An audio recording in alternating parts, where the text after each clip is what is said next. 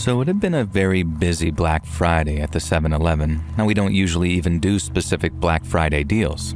This was 2019, and we'd done that bring your own cup deal the year before, and plenty of people had arrived with cups for infinite refills this year too, and we had to explain our store wasn't doing that promotion this year.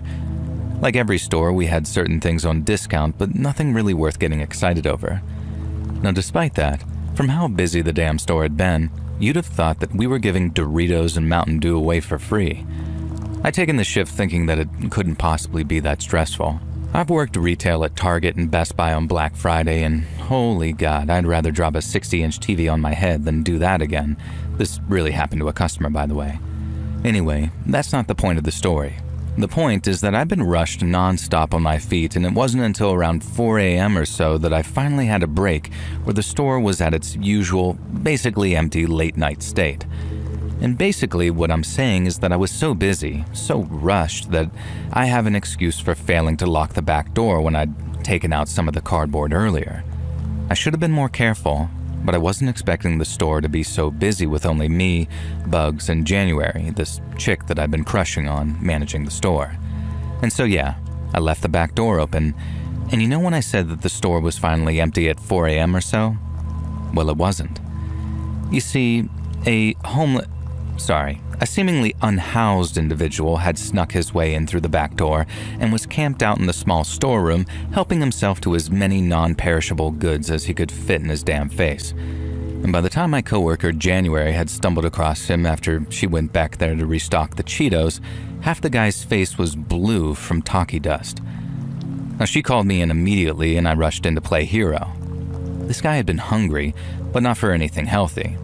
He'd been tucking into some Twinkies and jerky and Takis and so much junk food that it makes me sick just thinking about it. And my God, he had been necking so many warm cans of Red Bull and Monster Energy. He was a big guy, and he'd stripped off his winter coat and sweater, and at this point, he was just wearing shorts and a dirty white vest. Now, based on the little nest that he'd made for himself in the corner of the storage room, I think he'd been planning on actually bedding down for the night there. Now, I was a little taken aback, but all I could really say was, "Hey buddy, you know you gotta pay for that." And the guy just looked up at me and blinked, and I swear to God, I could see the moment it dawned on him that this stuff wasn't just free, and he was gonna be responsible for the cost. Now, I felt a little bad for him because he clearly seemed to be homeless and very destitute and probably on drugs, even if he was colossally fat and eating junk food. But I still hated to be the one to tell this guy, who was obviously down on his luck, that he was liable for pretty much hundreds of dollars worth of snacks. However, then he stands up, and that talkie dust was flying everywhere, and he points this big chubby finger at me and says, "And how the hell do you expect me to explain this to my wife?" Now, once again, I'm a bit taken back. The dude's walked in and just sort of helped himself to our stock, and now I'm being angrily asked how he's going to tell his wife. I don't know, man. Maybe you shouldn't have eaten our snacks in the first place, I thought. And that's kind of what I say, only in a more tactful way. And then he starts screaming at me that if I hadn't wanted him to eat the chips, I shouldn't have left the door open as an invitation. I guess he kind of had a point. I shouldn't have left the back door open, but if you see someone's house is open, you just don't go in and start eating their food, do you? And I said this to him, and he thought about this for a moment like the answer might have even been yes. And then this guy says, "You're not calling the cops, and you're not calling my wife." So I say, "Okay, we can avoid all that if you can pay for all the items you've eaten, and then we can just sort of make things work." Unfortunately, this guy said that this wasn't going to work for him. He needed to find a solution where the cops and his wife wouldn't get involved, but he wouldn't be stuck with the bill. I asked him what he proposed, and he gave a few ideas. One, we made them the winner of our Black Friday sweepstakes, which is not a thing. Two, I go halves with him and pay for half the food, and then he could just about manage the rest. Obviously no. And then his final offer was that he would pay for all the food he'd eaten as long as January would do a full striptease for him first. Having the crush that I did on Jan and not being able to hold back on white knighting, I told the dude exactly where he could shove his talkies before instructing Jan to call the cops and let our other coworker Bugs know what was going on. Jan gave me this look that made me think that my white knighting may have gone down well, so I was feeling pretty cool in that moment when I faced down Mr. Talkie Man. Now I figured that we'd have an argument for a while until the cops showed up or Bugs came to see what was going on. Instead, all 300 plus pounds of Talkie Man came barreling at me with a speed I would never have expected from a man of his size. It was like Big the Cat had fused with Sonic and gotten all 7 Chaos Emeralds. And congrats if you're autistic enough to get that joke. No, I'm not a small guy, but I'm not big either. I'm pretty average in every way, wink wink. Now anyway, distraction aside, I'm not big or tough enough to take the full brunt of being slammed into by this Talkie Man's considerable bulk. His hefty stomach bounced me to one side, and I just went tumbling into a pile of Charmin's toilet paper. It could have been worse, I suppose. So then Talkie Man bursts out of the door of the storeroom with me scrambling after him. I hear Jan screaming something, and then this huge crash that sounded like the sound of a body slamming headfirst into a now locked back door. It sounded like that because that's exactly what it was. This guy had tried to flee the way he'd come, but he didn't count on the fact that Bugs had locked the back door while Jan was calling the cops, and so Talkie Man had charged headfirst into what he believed to be an open door, only to be sent flying backwards into a choke slam by the most jacked, roided biker of a coworker that I'd ever had the pleasure to work with. Now, I have no idea why we called him Bugs, but he was an absolutely huge, muscular guy who was able to choke slam this homeless dude to the ground and then pin him in place until the cops arrived. The 3 of us got into a bit of trouble for leaving the back door unlocked, but there was no camera footage showing who had failed to lock the back door, and we all agreed to keep that bit of information to ourselves, so the worst we had to deal with was just some lecture from the area manager about mindfulness and safety. Now, the Talkie Man had faced some weird charges. He avoided a breaking and entering charge due to the back door being unlocked, and despite the sheer volume of what he'd eaten, and the fact that he'd eaten it on the premises, it was dropped to a shoplifting charge which led to a fine and a suspended sentence. Oh, and remember how I said he appeared to be unhoused? The dude was married with a wife and kids. I feel bad for him in a way. He seemed to be suffering from insomnia and some sort of mental health issues due to the stress from his job and had started taking Ambien, and it was kind of decided that the Ambien was making him act a little crazy, and I'm not sure though. And I'm not sure I can really blame the Ambien either. I think the guy may have just been hungry for Talkies.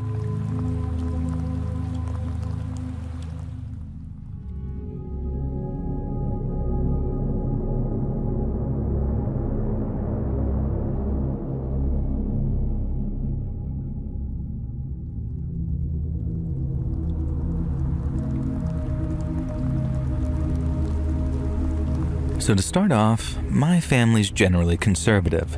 We're not like super big on politics or make it our identity or whatever, but if you had to ask, yeah, we kind of sway that way. And the only member of our family who takes it a lot further is my uncle, who's my mom's sister's husband. He was a card-carrying, red hat-wearing MAGA guy with the bumper stickers and everything. He's pulled away from this a bit now after all this stuff with the list, but we're not going to get into that. Now the point is, my uncle is a card-carrying devout Republican and most importantly, a member of the NRA and an absolutely huge gun nut, and I say that respectfully. Now, family Thanksgiving is normally fairly chill. My uncle might be one of the most zealous of us all, but he's also a very super respectful dude, and we're not the type of family who get into political arguments.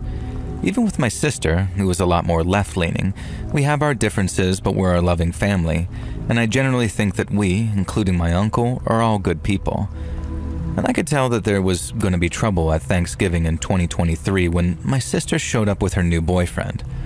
Now, for starters, you could see that he had a sort of effect on her. She'd done that whole blue and pink hair thing, which even she had always gently mocked. But I know my sister well, and she kept shooting me these looks of like, I'm sorry about this, and had a kind of nervous disposition. Anyone else might have assumed that she was just referring to her weird new look, but we're twins, and I knew that she meant something else, and that something else was her boyfriend. Now I'm just going to call him Jack, short for jackass.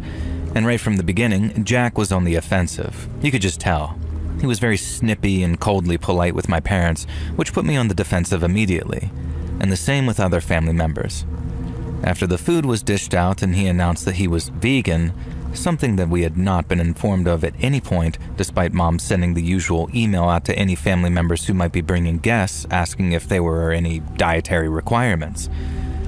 And so Jack made this big fuss about being vegan, and my mom, bless her, went into the kitchen and went through all the damn boxes of ingredients to work out which food would be safe for him to eat as a vegan, as if it was some peanut allergy or something, while the rest of us all waited to get tucked in. Now, Mom came back with this beautiful handwritten list of foods that were definitely vegan-friendly and handed it to Jack. I saw the list, and there was certainly enough food on there to have a decent meal. Jack looked it up and down, sort of sneered, and remarked that he'd starve if he only ate the vegan dishes, and so he guessed that he'd have to make an exception this time around. Now, you're probably thinking that he just dished up a vegetarian platter, not vegan. No. This guy piled up turkey, ham, pigs in blankets, everything else the rest of us ate onto his plate, and I watched him eat. He went into that meat in a way that made me certain that this man had never been a vegan in his entire goddamn life. What was the effing point? And I kept glancing at my sister, and she just kept flushing with embarrassment. And so we're about 2/3 through the main course, and it's been going surprisingly well, mostly thanks to Jack stuffing his face with turkey so he didn't have room to speak.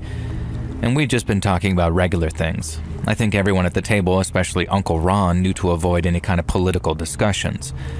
And then finally, Jack took a break from stuffing his face with meat and dairy and made the quip. And it went something like this. He pointed out the front window towards my uncle's truck, which, if you remember, was very magnified back then, and then said, "Nice truck I saw in the driveway. Didn't know Mitt Romney was here." Mitt Romney. Out of literally any Republican you could have picked for the joke, he chose Mitt freaking Romney. And we all just sort of looked at each other like, is this guy trolling? But my sister shot me this look saying, no, please just let it go. And that's when I started to worry. Was this guy maybe a bit unhinged? Now my uncle, God bless him, paused for a second, and I saw his neck turn red with anger for the briefest of moments. And then he just laughed and said something like, Mitt Romney. Come on, son. You could have at least gone for someone cool like Hulk Hogan.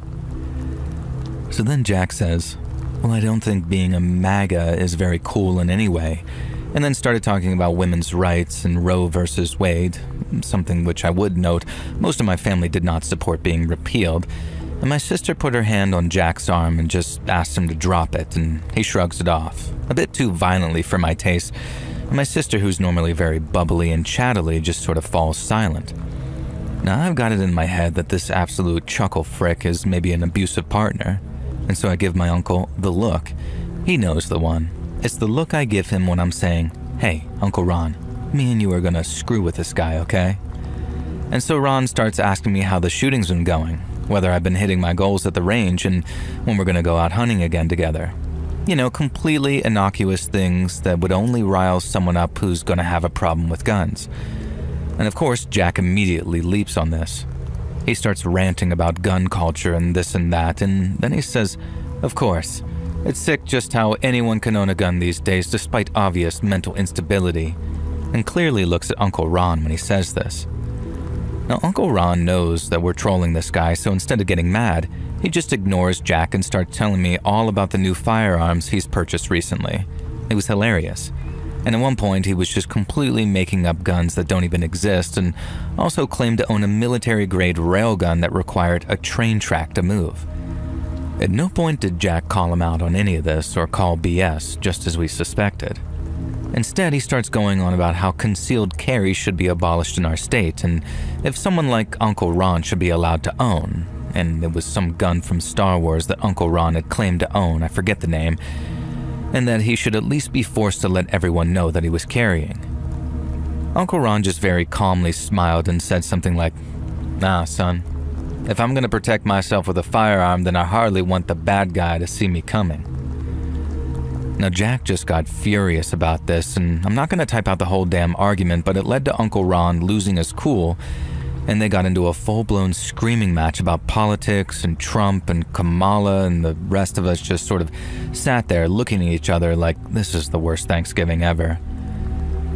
And so then Jack gets so angry that he leaps up from the table, knocking his chair backwards.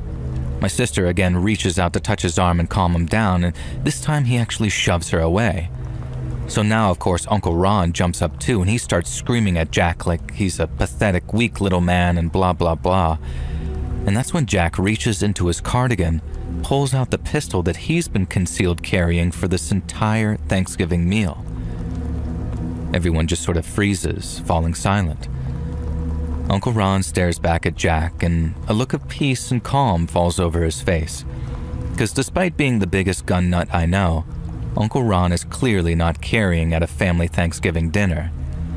And so here he is, face down with a supposed anti-gun vegan meat eater who's now pointing a gun at him.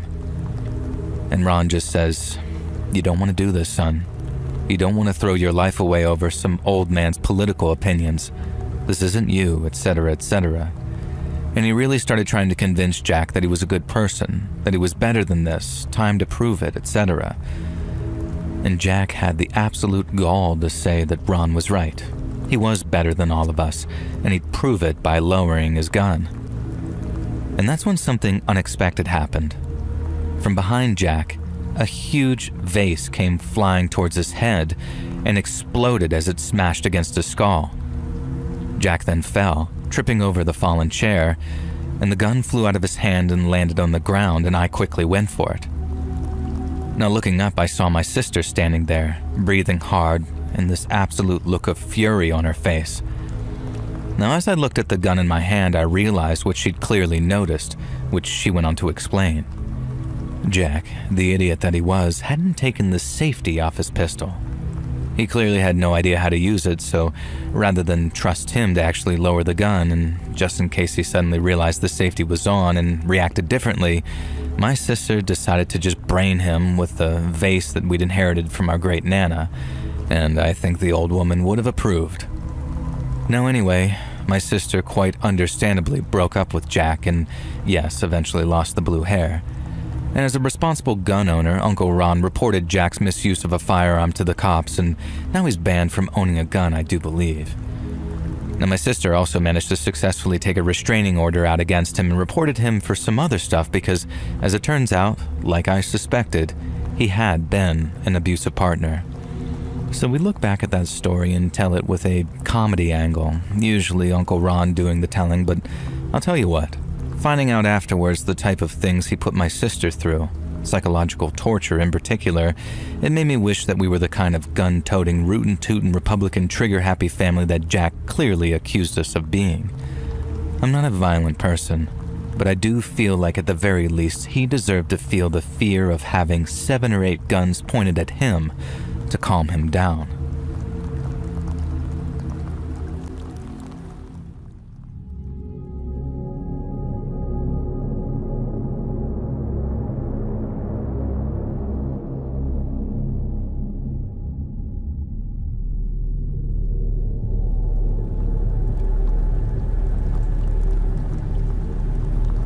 So around 2015, I worked retail on Black Friday and agreed to be there from opening.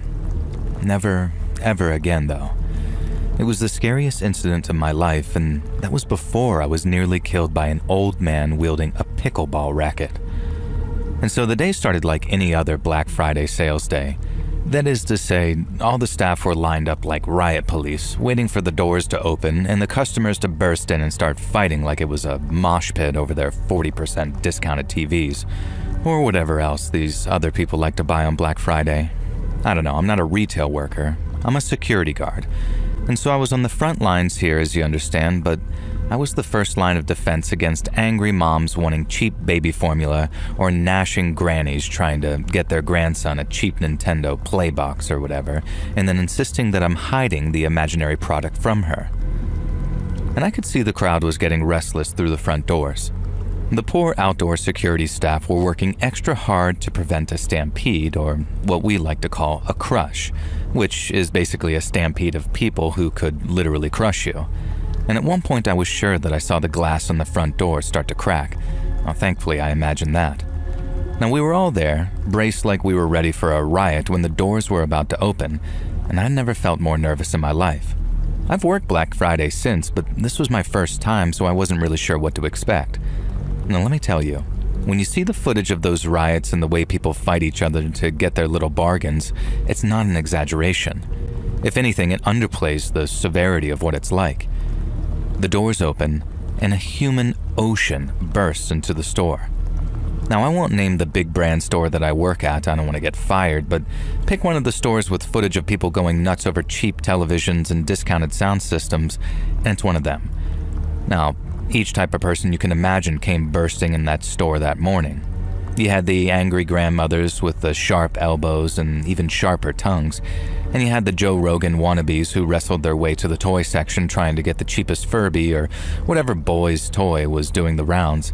And then there were the big ladies trying to get their cheap hair dryers, and then all the types of everyone who wanted to get their hands on discounted 4K TVs and UHD players. Now, you can't blame them. Some of the prices were obscene, and if I hadn't been at work, I might have been right there in the crowd fighting my way through for bargains like a rock'em sock'em robot or whatever. But alas, I was stuck corralling the crowd down the right aisles, trying to keep soccer moms from sucker-punching deadbeat dads, and I'm pretty sure at one point, I even saw some IRL streamer streaming the whole thing. Now, it was chaos. Absolute chaos. Just a royal rumble of retail that is far scarier when you're on the ground than any of the footage can possibly convey. But let me try, though. These are some of the things that just went down that day. 2 old men got in a fight over a bowling ball, which involved one of them smashing the other's knee out with said bowling ball. In the kitchen aisle, an angry mother of 4 got in a fight over the last blender, so she used the show model to try and knock her rival unconscious. Now, this backfired, causing her to twist her wrist and the rival to swipe that blender out from under her. 2 different customers got trampled, including a broken arm, and thankfully there were no deaths, though. Now, quite possibly my favorite, though, was the 2 adult neckbeards who got into a fistfight over Magic the Gathering cards and ended up trashing the entire toys and games department by throwing each other against the shelving units. This also makes it sound like I wasn't doing my job, but trust me, I was. And so were the rest of my colleagues. If it wasn't for us, I'm convinced that there would have been deaths, multiple deaths. And the cops told us as much in the aftermath of the sale. There was so much damage, so much carnage that we ended up losing more stock to damage than we even sold. Now, this might all sound comical and even silly, but I want you to consider this. Humans were willing to behave this way towards each other over a little bit of money off of a TV. One man broke another old man's knee with a bowling ball, like I said, and that injury will probably last for life. The blender to the head. Thankfully, that didn't cause damage, but imagine if it had shattered. That could have taken someone's eye out. And on top of that, we've got these absolute clowns who trashed an entire aisle of children's Christmas presents because they wanted to fight over some playing cards. It doesn't sound so silly and funny when you look at it like that, does it? Working security during Black Friday really severely challenged my faith in humanity. I had to start going to therapy just to convince myself that the majority of people aren't selfish, awful humans, and I'm not convinced that's untrue. The therapy might be for other stuff as well. So when you see these crazy videos online, remember these aren't just one-off events that happen in far, far away Walmarts. These are your neighbors, your friends, your coworkers. And they're prepared to crack you over the head with a 4K monitor if it means they can save $20 on that Nintendo Switch they've been coveting. Now, I'm convinced that somewhere, Satan's watching a Black Friday Madness compilation on YouTube and just laughing his butt off. I just wanted to send this in to say, be careful if you ever go Black Friday shopping. I'd hate for you to lose your head over a Superman action figure or some rare Charizard. 'Cause know this, I've got dibs on that fella.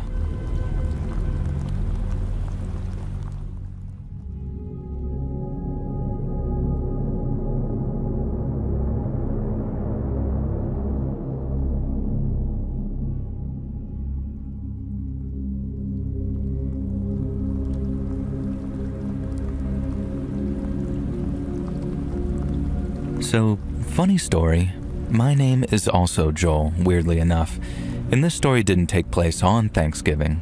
It was the day before, but the outcome of the story is probably the thing that I'm most thankful for. I have a pretty overprotective mom, and I mean this in a very loving way. she's the best mom ever. Now, she didn't have the easiest time raising me and worked her butt off to be the best mom she could. Now, things are better now, and she has a wonderful husband, my stepdad, and we're a tight family. But she worries about me, and in particular, a couple of years ago, she read an article about how the night before Thanksgiving has the highest rate of DUIs out of any night in the year. Now, I'm not sure if that's just Michigan, the state that I'm from, or everywhere, but apparently it's a fact. And so the year this happened, a couple of years ago, I was due to work the night shift at Kroger that Wednesday night.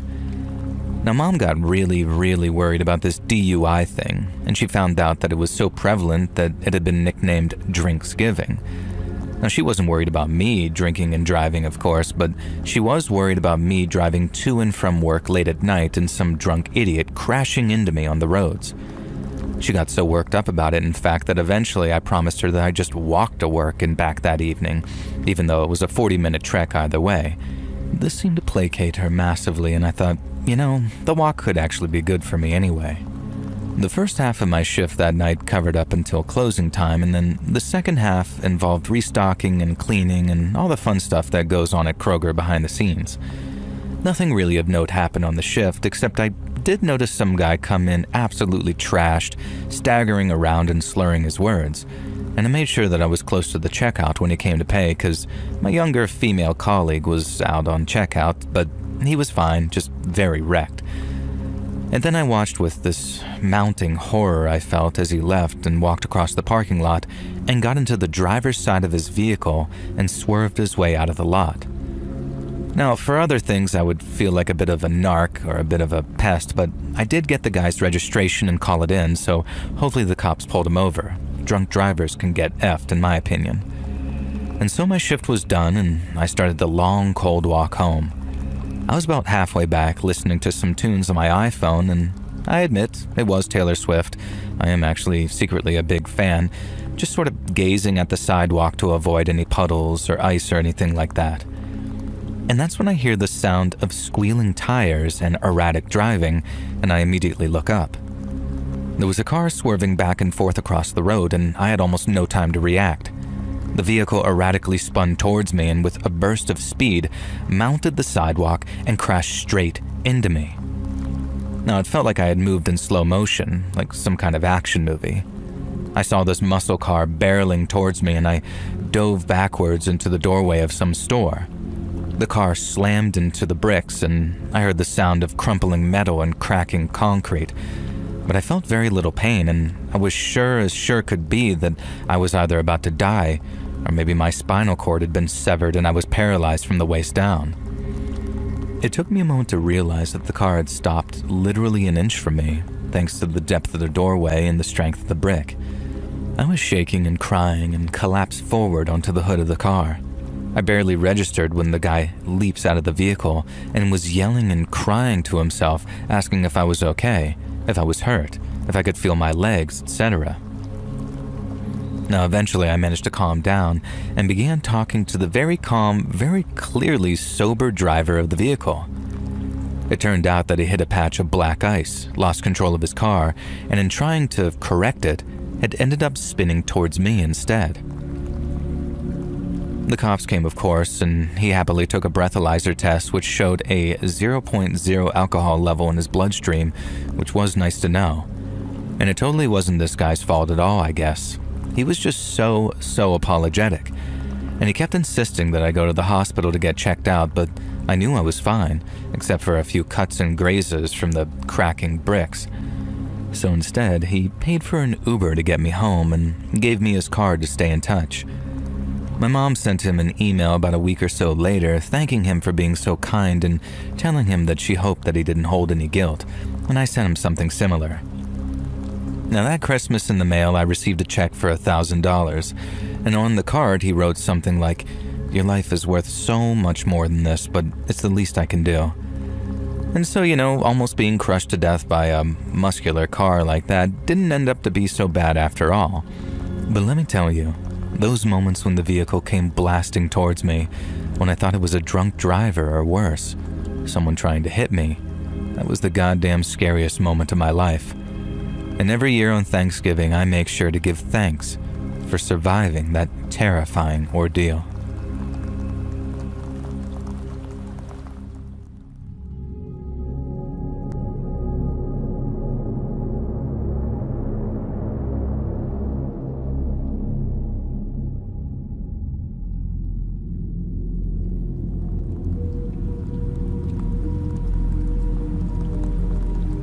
So some years ago now, myself and my then boyfriend went to Mexico City on vacation.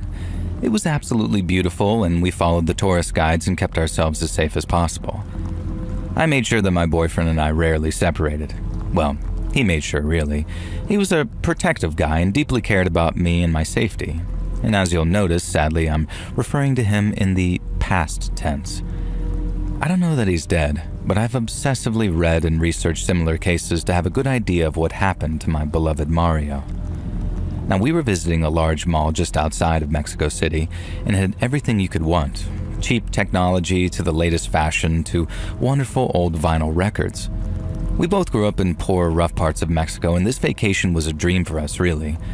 We've been exploring like tourists, convincing ourselves what it would feel to be like the people who could just visit the country and spend time in the safe areas, avoiding the cartels and the violence and the burning tires and the screaming and all the parts you don't want to hear about. Now, visiting rich parts of Mexico City was kind of like our Disneyland. Now, the night before, our tour guide had taken us to the Capelitas out in the wilderness. He said it was little known by tourists, but because we were locals, he was happy to take us to visit. It was the shrine to Santa Muerta. It used to be common to find public ofrendas that locals would come to and pray. And there would be tributes to Our Lady of Guadalupe, Santa Maria or St. Jude, Santo Juan Diego, etc. And many classic saints, but in recent years, worship and tribute to Santa Muerta has flourished throughout Mexico. We are a people living in the shadow of death, and why should we not turn to Lady Death herself to hear our prayers? Death is invited upon us all, Dios mediante, and should not the Madre de Muerta receive her tribute? Will death not smile upon us if we kiss her feet and pray for bliss in the inevitable? And that is what many believe, anyway. Many others believe that the cartels have drenched our country in blood and forced Santa Muerta into the spotlight. I don't know. I just know that myself and my dearest Mario followed our guide out into the desert that night, and we made our offerings in front of Santa Muerta. And then within 24 hours, I never saw Mario again. We were exploring the mall. We didn't have many pesos to throw around, just window shopping was fun and we would dream. Looking at the latest fashion, trying on risque dresses for Mario's approval, checking out the latest iPhones and browsing the latest records. We felt like shiny, happy people like the song goes, and then Mario needed to go use the bathroom. It was the first time all day that we'd been intending to separate, and I wanted to browse the lingerie store and maybe buy something secret for him, so it seemed like the perfect time. I found myself caught up browsing the bras and panties and fascinated and kind of horrified at how expensive it was to buy a piece of fabric that barely covered anything. And in the end, I settled for a lacy nightgown that was tasteful but sexy, and the sales clerk rang it up and I went outside ready to greet Mario. But there was no sign of him. I walked around the mall, calling for him, looking for him, but to no avail. And I went to the bathroom. Now, I must have seemed like some huge freak standing outside the men's room, calling Mario, Mario through the doorway, but there was no reply. And in the end, looking around and seeing nobody present, I quickly ran in there just in case. All the stalls were empty, all the urinals unoccupied. And I kept on investigating until an old white man came in and exclaimed, "Goodness me," in a very shocked voice, and I pretended that I was the cleaner and just quickly left. Now, I contacted mall security, and at first they wouldn't take me seriously at all, but then I kind of lied and said that we'd been worrying someone was following us. Now, on the cameras, we were able to see Mario enter the area where the bathrooms were, and then he never left. They checked the women's room in case he was in there somewhere, and of course he wasn't. And the only option that was left was that he'd left through the window, which was positioned in one of the many blind spots of the outdoor cameras. And then he left in a vehicle and was seemingly never seen again. Now, the next part was tearfully a blur to me. I remember telling detectives how Mario had recently proposed to me, and seeing a look pass between them like, yeah, this guy's left her at the altar, so to speak. But I couldn't believe it. I couldn't believe my Mario would just ditch me like that. That wasn't him, it just wasn't. And then I started researching cases of people going missing from malls and public places, usually a member of a couple, to make it look like they ditched the other. As there was this one case that I read about where they eventually found the missing woman, and she was dead, and her body had been entirely hollowed out and filled with high-grade heroin, and then attempted to be smuggled over the border. Now every night I dream of Mario walking into that bathroom and being accosted by someone who'd entered through the window. They could have been let in by anyone, and then they could have knocked Mario out, taken him through the window with his accomplices, bundled into the back of a van, and then God knows what had happened to him since. Maybe he's still alive somewhere, being forced to work for the cartel. Maybe his body was used as a mule. Maybe whatever happened, Santa Muerte saw fit to make sure that his death was a peaceful one, if that's what occurred. Or maybe Mario really did just leave me alone while I was buying lingerie by fleeing through the bathroom window. If I found out this was true, I think I'd forgive him just so I knew that he was still alive. Every night I find myself praying to Santa Muerte that Mario simply got cold feet or decided he didn't love me anymore. The alternative is far too heartbreaking to bear.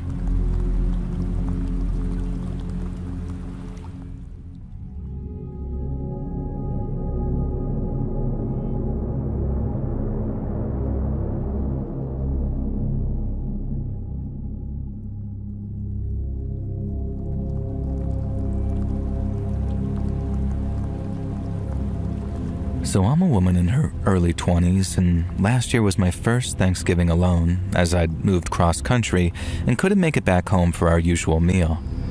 Now I was pretty sad and depressed about all of this, even though Dad and my stepmom made a big effort to have a Zoom call with me and have a little party that day before Thanksgiving.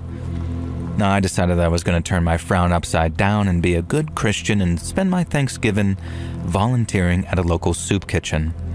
They'd been really struggling for volunteers for that day apparently, so when I went in the week before and asked if they needed me, the large, older lady who runs it, her name was Belinda, gave me the biggest, warmest hug I'd ever had from someone I wasn't related to.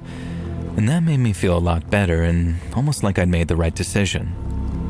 Now on Thanksgiving Thursday, I arrived at the soup kitchen early and found myself waiting outside for Belinda to arrive. There were already a few folks hanging around, even though it would be another hour or so before we actually started serving food. Belinda arrived and was greeted by some of the folks who were waiting for the food, and clearly some of them were regulars, and Belinda greeted them warmly and they responded in kind. Only she introduced me as a new helper who was with us for Thanksgiving, and I quickly added, and hopefully more than that if Belinda will have me, because I'd already decided that I wanted to volunteer at this place regularly. Just seeing the way that these people's faces lit up at Belinda's arrival, knowing that they'd get a hot meal inside them. And so Belinda opened up. I didn't realize this, but they opened up an hour before the food went out to allow people a bit of time in from the cold. It was a particularly cold Thanksgiving that year, and I thought that this was a very kind gesture. I don't know what it's like at other soup kitchens, but there was a lot more than soup on the menu that day. We couldn't afford to put a whole Thanksgiving spread, of course, but a number of local businesses had contributed dishes which just needed heating up, including 3 incredibly prepared turkeys and 2 glazed hams from a local butcher. And the rest of the volunteers showed up, and we immediately went about cooking the food, as well as the traditional vats of soup, which would be the first thing on the menu, since it would be ready before the meat and casseroles. Belinda told me that the line to get in was around the block, and we were set to have the busiest Thanksgiving on record.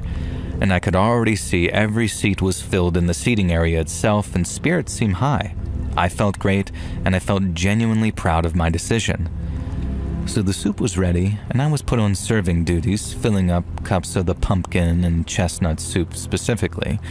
And I handed every cup over with a smile and a happy Thanksgiving, and then in my head, may Christ be with you as a little bit of a personal prayer that Jesus would watch over these people who clearly needed it. "Gimme soup, bitch." And the demand caused me to look up, almost expecting to see someone I knew or some kind of joke. And the guy who stood there looked about 80 and had a hard-lived 80 at that. He was blind in one eye, and his face was pockmarked with scars, and his hair was long and lanky but bald on the top, and he was stick-thin and wiry, wearing a military-style coat.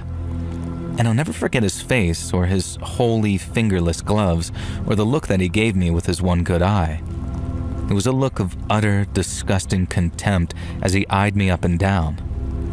Now, I tried to act as if though I'd misheard him in case I really had, so I told him that the soup was coming up, and that's when he starts to rant, saying I'm clearly some sanctimonious rich bitch with my fake-ass boobs. Not that it matters, but, they're not. And how I'm pretty and I know it, and I'm just there to make myself feel better. And then he sees the crucifix around my neck, which was hidden under my sweater, but I guess he somehow saw the imprint of the cross, and starts ranting about how I'm one of those do-gooder Christians who only helps people like him because we want a free pass into heaven. Now, I wasn't about to say anything in my defense to this guy, and I'm not going to explain myself too much here either. All I will say is that in my 25 years on Earth, there have been points where I have gone through certain things that would genuinely horrify you to hear. Parts of my childhood was so bad that I couldn't type about it even if I wanted to. And yes, I did feel good about myself for volunteering at the soup kitchen. Yes, I am a Christian. But is there anything wrong with either of those things? This freaking guy didn't know me, and he didn't have any right to judge me. And I'm sure he'd suffered too, probably terribly from the looks of him, but to assume that I was some privileged B-word who had it easy just because in his opinion I was attractive, how dare he? How absolutely dare he? And so I did what I've always learned to do in these situations. I responded as cheerfully and politely as possible, pretending that I hadn't heard a word he said because in a minute he'd be gone and I'd never have to see him again. I'd take my break and by the time I was done, he'd probably have left. So I poured him his cup of soup and handed it over to him with a big smile, telling him that I hope he enjoyed it and had an absolutely wonderful Thanksgiving. Now, normally this makes people sort of run away feeling stupid, but not him. Oh no. This enraged this guy more than I could possibly have imagined. He took the cup of soup from me and the scalding hot soup and said, "I don't even want it," and called me the C word and threw the cup of soup in my face. Everyone around him reacted in horror, but I was just frozen, like I'd passed out on my feet. I vaguely remember him running and leaving the building and my face feeling weirdly cold. And the next thing I remember is actually waking up in the hospital. I have a skin condition that, among other things, makes my skin extremely sensitive to high temperatures. The soup had been hot enough to burn away part of my cheek and sent me into shock, which had caused me to pass out and stay unconscious for a few hours. The scalding soup permanently scarred my cheek. And it wasn't bad enough to warrant a skin graft, but there is a red mark there forever that gradually kind of looks like a birthmark. And I also required an operation on my eye, which thankfully was successful, and I retained my sight, but a small section of my right eye is now permanently bloodshot. Belinda had been at the hospital with me. I don't remember this, but apparently all I kept doing was worrying whether they'd closed the soup kitchen and that people had been able to get their meals, and she just kept assuring me that no, it was still running. Unfortunately, they were not able to catch the man who assaulted and permanently scarred me. He'd come bursting out that front door and nobody really had known why, and the whole thing had just been so sudden and bizarre. And the chances are, if it had happened to someone who didn't have a sensitive and unpleasant skin condition like mine, it would have just hurt like a mother lover, and that would have been that. Unfortunately, though, not in this case. I spent a few days in the hospital, and the thing that I kept telling myself was, this was just one guy. There are terrible people in every group, and the lesson that I've been taught here, I believe, is that forgiveness isn't necessarily what's important, but rather the lack of placing blame. So I still volunteer at that soup kitchen. I've become friends with some of the regulars, and I wish I could do more to help them. Belinda couldn't believe it, but it just felt right. Now, I'm not some kind of saint, though. There's a part of me, a very dark part hidden deep in the back of my mind, who continues volunteering at that soup kitchen in case that guy returns. And if he does, maybe I'll throw some soup in his face.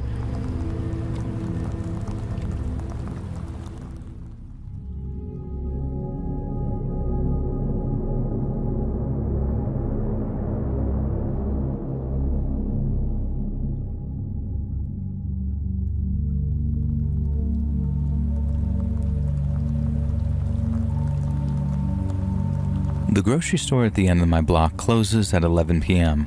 If you go after 10 p.m., you'll be able to get some good deals on discount products.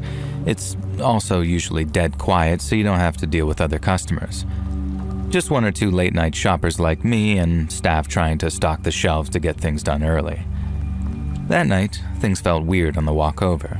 It's only a 5-minute walk, but I was certain that I was being followed. I looked around and, sure enough, at a distance there seemed to be a guy in a pastel blue hoodie and white pants. He didn't seem threatening, he was just sort of walking at the exact same distance behind me the whole way. If I stopped, he seemed to find an excuse to stop as well. And so I go into the grocery store, and down the end of the aisle I saw the guy who I believe had been following me. But that was absolutely impossible, I thought, because he definitely hadn't passed me. And so I head down the aisle a little, keeping an eye on my guy, and eventually I realize it's not the same guy, but he seems to be dressed exactly the same. Now, I don't know how to prove it to you exactly, but it definitely wasn't a uniform or a coordinated gang outfit or anything like that. What kind of uniform consists of a baby blue hoodie and some white jogging pants? Now, I heard the front door of the grocery store open, and in walks a guy who's been following me previously. The first thing he does is come and stand right next to me, looking at the same food that I was, these sort of nacho kits, if I remember, and just sort of standing weirdly close to me. It felt threatening, but without any direct threats happening, if that really makes any sense. And so I edged down the aisle, and the guy stuck to me like glue. Meanwhile, I could see the other, identically dressed guy just sort of standing there watching the both of us, pretending to eye up some cheese. Now, after a while, I head into another aisle, and who do I see but a third guy, dressed exactly the same. Now, he was just sort of looking at some cereals the whole time. Now, these didn't look like they were uniforms, and they definitely didn't work at the store, but the weird thing was, they did not seem to make any acknowledgement that they knew each other either. The only thing I was certain of was that they were all watching me. Now, I'm just a guy around 5'10" and not exactly some pushover, so I wasn't as worried as I could have been, but I don't know how to describe it. I got this really sort of dark and wrong feeling from all of it, like the people who were surrounding me had some kind of darkness to them. Now, I'm not normally the kind of person who gets paranoid or attributes things to the supernatural, but I certainly don't think that these boys were actually demons, but they felt demonic, if that makes sense. Now, eventually the one who'd spend most of his time standing right next to me moved off to do some grocery shopping of his own. I go around to the final area near the checkouts, and I see a fourth, identically dressed guy walking towards the second guy that I'd seen. I expected them to greet each other, but instead, they showed absolutely no sign that they even knew each other, and in fact, one of them apologized for getting in the way of the other. And there also appeared to be some kind of slight dislike between the two, which I still can't really explain. I sort of hung back, like a coward, and waited until all four of them had finished their individual small grocery picks. Now, 3 of them used the self-checkouts. One of them paid at the kiosk because he had also bought cigarettes and a lottery ticket. And they all left at different times, and aside from that brief interaction near the checkout, they'd never even interacted with each other, really. Now, before you guessed that maybe they were siblings or quadruplets playing a joke, 2 of them were white and one of them was sort of a light-skinned black guy, and the fourth, I don't know what he was as far as race goes. Now, they certainly weren't related, and they seemed to be different heights. Now, they were the same age and wore the same strange baby blue hoodie and white jogging pants, and they all just sort of kept watching me, and I finally started to understand how those gang stalkers fall down that rabbit hole. And so when I got to the checkout, the elderly lady who rang up my items was someone that I saw there often as a regular customer, and she glanced around the store and then leaned in and whispered to me and asked if I'd seen those guys just now, who had all been dressed exactly the same. I said yeah, it was wild that there were 4 of them at one time, and she shook her head and said that in total there must have been 6 of these guys. 2 of them had left the store before I had arrived. And then she gave some speech about how she wasn't normally the superstitious type, but they gave her the heebie-jeebies. Now, I didn't blame her. I asked her if she had any theories, and now she said that the best she could come up with was that it was the Saturday after Black Friday, but did that even mean anything? Did that have any kind of significance? Now, I've never really been able to find anything.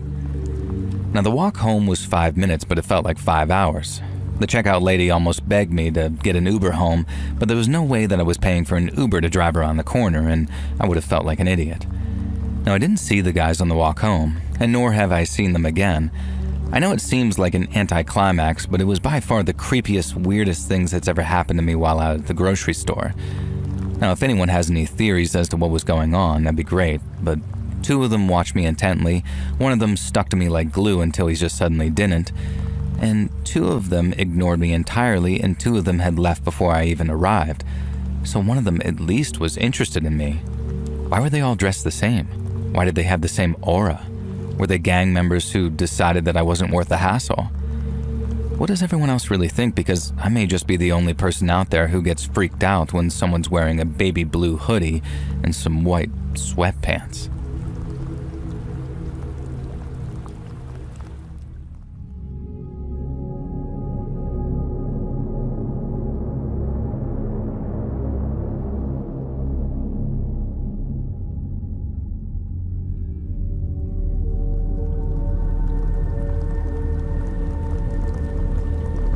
Most families have Thanksgiving traditions. Some of them are wholesome, some of them are silly, and some of them are just plain bizarre. I know this because I read a Reddit thread about them, and I was going to post my own family tradition and the outcome, but in the end I decided that I didn't want to bring the mood down into the Earth's core. So I thought, hey, why not send it into Let's Read instead? Look, I'm not going to pretend that my dad isn't an idiot. He is. An absolute goofball, and I love him for it. But he'd be the first to admit it. But sometimes his dumb flippery gets him into a bit of hot water.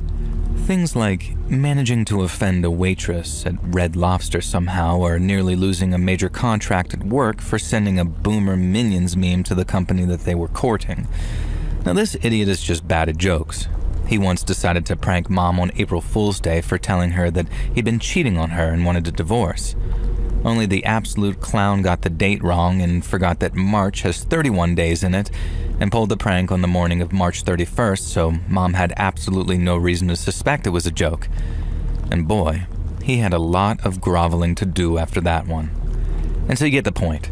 He's a lovable goofball boomer dad who just isn't funny at all, mostly, but he is indeed lovable. He also caused Thanksgiving to be pretty terrible one year. And so for many years, we had this old serrated electric carving knife for cutting the turkey. It was one of those serrated knives where they're not actually sharp unless you're sawing into something, and on top of that, it was blunted through years of use. And so every year, to entertain the kids, before cutting the turkey, he'd take this damn knife and pretend to cut his hand off with it. It was this whole gimmicky thing. He'd press the blade against his upper wrist and then wow the little kids with how strong his skin was because he could just press a knife against it. And then for the final shock value, he'd turn the knife on by flicking the switch. Except it wasn't plugged in, of course, and it wouldn't actually operate. And of course, the rest of the family had to then explain to the little kids that they shouldn't do this and the knife was blunt, yada yada yada. And it was just some stupid thing Dad always did. And so this one year, the carving knife had finally died and Mom replaced it with a new one. She told Dad, and she told him multiple times not to do his knife trick this year, and she made him promise, but I guess she didn't explain exactly why. Now here's the problem. Serrated blades can be crazy sharp if they're of a certain design. Electric carving knives these days are famous for being way, way more sharp than people realize. But Dad, in his arrogant wisdom, was still convinced that this wouldn't matter. Besides, it wasn't plugged in. He'd just be careful and make sure that he didn't press it into his skin too much. Of course, this was his explanation after the fact. At the time, none of us knew that he was going to do it. So picture the scene. There's about 15 family members crowded around the table in our large dining room, ready to fill their plates. Dad's about to do the opening ceremony and cut the turkey. And he does it. And he does the trick. He presses the blade against his wrist. Everyone starts to roll their eyes, and then Dad suddenly yells the F word because, even being as careful as possible, the serrated blade cuts right into his wrist. And then the pain causes his other hand to spasm, but it's okay, right, because the carving knife isn't plugged in. Well, no. It's not plugged in because it was a rechargeable knife. So his finger slips, he presses the switch, and we all watch in horror as his brand new, incredibly sharp electric carving knife slices through his wrist like butter. Everyone's screaming, except for Dad, who's just sort of staring down at his severed hand at the blood spraying from it. He's woozy, dizzy with shock, and sort of lifts his arm up, leaving the severed hand behind. And of course, blood sprays everywhere. All over the Thanksgiving dinner spread, all over the family, all over the screaming, crying family members. And I'm the one who springs into action. The knife's still running, embedded into the table now, and I reach through the blood and gore and shut it off. And then I grab my own father's hand and rush him to the kitchen to put it in a bag of ice. Meanwhile, other members of the family are trying to snap my dad out of the shock that he's clearly in. We're calling 911. Others are yelling that the ambulance will take too long, etc. In the end, I drag Dad to my car, throw him into the back seat, place his ice bag hand in the passenger seat, and just hightail it to the emergency room.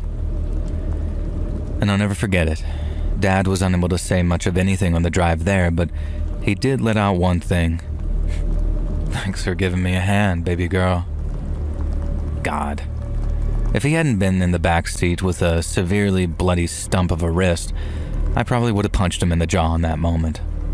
Unfortunately, they couldn't save his hand, as there was too much nerve damage that had been caused by the cut, and when my mom arrived at the hospital, she insisted on making up a slightly less embarrassing story of how he severed his hand.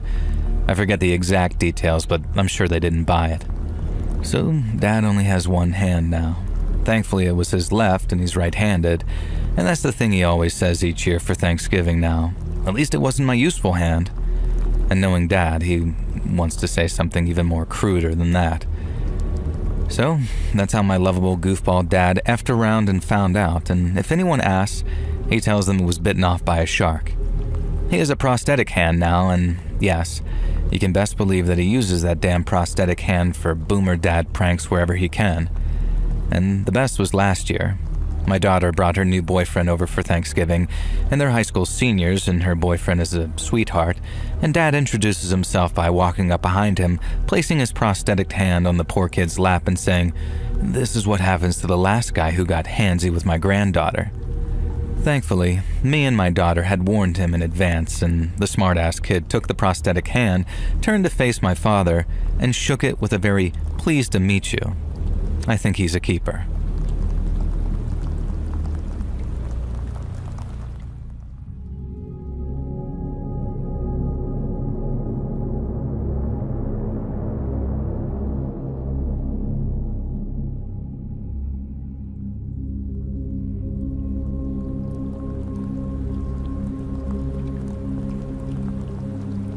So I've been working at a Walgreens for over 30 years now.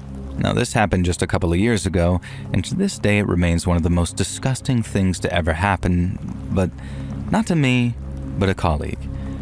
Now Jamie was a new girl working checkout at the pharmacy. I'm a pharmacist, so I sign off and dispense prescriptions, but Jamie sold over-the-counter medication and would hand out prepared prescriptions over to the customer, etc. And so checkout staff at the pharmacy have a small degree of medical training, but nothing really major. If a customer needs proper medical advice, they'll be sent over to me or one of my colleagues, and if we can't help, we'll advise them to seek medical attention. Now this one day, a middle-aged guy comes over to Jamie at her post. I'd seen him before, collecting prescriptions with his wife, and I was pretty sure that he had 2 daughters as well. This time he was alone. He told Jamie that he was suffering from a rash on his upper thigh, and it was extremely aggravating. He told her that he'd taken some photos with his camera phone that just showed the rash and would be easier and less embarrassing than having to show his actual thigh. Jamie should have directed him to me, but being inexperienced, she agreed to take a look at the photo. But as it was, she deduced that the rash was caused by some kind of allergic reaction and to try an antihistamine cream which should help the rash go down. All was well for about a week, and then that rashy guy returned. He said that initially the cream had helped, but it stopped being effective, and he'd taken a new photo to show the current state of things. Now this made sense to Jamie, as it was entirely possible that he simply needed a stronger dose of the cream, something she'd mentioned to him beforehand. This time, as she tells it, When he showed her the photo, it was angled slightly differently, and you could unfortunately see a small sliver of his nut on the right-hand side of the photo. Jamie tried her best to hide her blush, and she was only 19 after all, but this dude didn't seem to notice. She recommended that he try a stronger version of the cream, and hopefully that should clear things up. Now, a couple of weeks later, when I'm on shift, he shows up again. I notice him this time, and it sort of nags me in the back of my mind that he always happens to show up when Jamie's on shift, even though she worked very limited hours per week as a temporary job while studying some kind of biology at college. Now this time, when he shows her the photo, you can clearly see the majority of his left ball, and a sliver of, well, you know what. Jamie, ever the professional, did not acknowledge this despite flushing very red. Now, Mr. Rashman asked her if she was okay, and even joked that his bare thigh was turning her on. Now, I overheard this and made a note to talk to Jamie after he had left to let her know that she didn't have to deal with people like that. Now, she eventually admitted to me that the photos had become increasingly revealing, and she hadn't entirely known how to deal with that. At that moment, I was furious. However, she explained to me that sometimes on iPhones, they don't show you the entire area of the photo, and it's possible to accidentally show slightly more around the outskirts than intended. I told her I thought that she was being extremely generous and to be super careful around this creep. No, eventually he turns up again, and shock and horror, his rash has returned. He tells Jamie that he's taken the photo as tastefully as possible, but he needs to show the full rash. And so, as you can expect, he whips out an entire picture of his wiener, with only a portion of his right ball hidden. Now, furthermore, the rash was the same size as it always has been, which, as Jamie then realized, was an almost perfect square. And she handled herself great. She said that she was extremely concerned about the customer's safety and that there was a severe risk of permanent loss of function, and she had to call the trained pharmacist right away. Now, this guy immediately started freaking out and said it wasn't a big deal and to not bother me, but Jamie called out saying that she had seen evidence of a potentially devastating injury and could I help. Now, this rash guy was torn between worrying about his harassment being outed and slightly believing that Jamie was telling the truth that he was about to maybe lose function of his yoo-hoo. And so I came straight out of the pharmacy and he refused to show me the photo. I asked him why he was comfortable showing Jamie but not me, and I'd seen it all before, and he started stumbling over his words and didn't have an answer for me. I half expected him to turn and leave and never christen our door again, but instead, he did something very unexpected. He grabbed a bottle of cough medicine and threw it hard against the counter, causing it to burst, and then he fled in the ensuing confusion. I'm not sure if he thought the cough medicine would function as some kind of kung fu smoke bomb or what, but clearly he'd forgotten that as a client of the pharmacy, we had his name and address, as well as all the details of his family. Now, we reported the whole incident to the cops, who said that they may not have been able to pursue any sort of harassment charges, as he could have claimed accidental reveal, but that by smashing the cough syrup, he implied intent with his behavior, which allowed us to press charges for that and involved his wife finding out about everything. Clearly, he just wanted to intimidate a young pharmacy worker, and instead he ended up on the offenders registry. Probably not the outcome he was hoping for.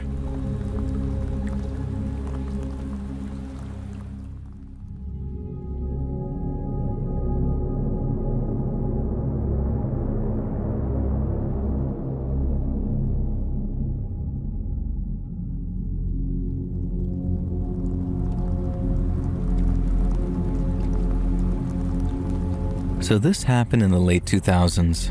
My little cousins were unholy terrors, to say the least. 2 boys, 8 and 9, the sons of my paternal uncle. They were born 2 months apart, have 2 different moms, neither of whom are my uncle's wife, and they spend other weekends with their dad, and I guess you can't blame them for being a little messed up and out of control when their family background is just so convoluted. Now, this explanation makes my uncle sound like some kind of womanizer who went around inseminating a variety of different women, and, well, I guess that's true, but not for nefarious reasons.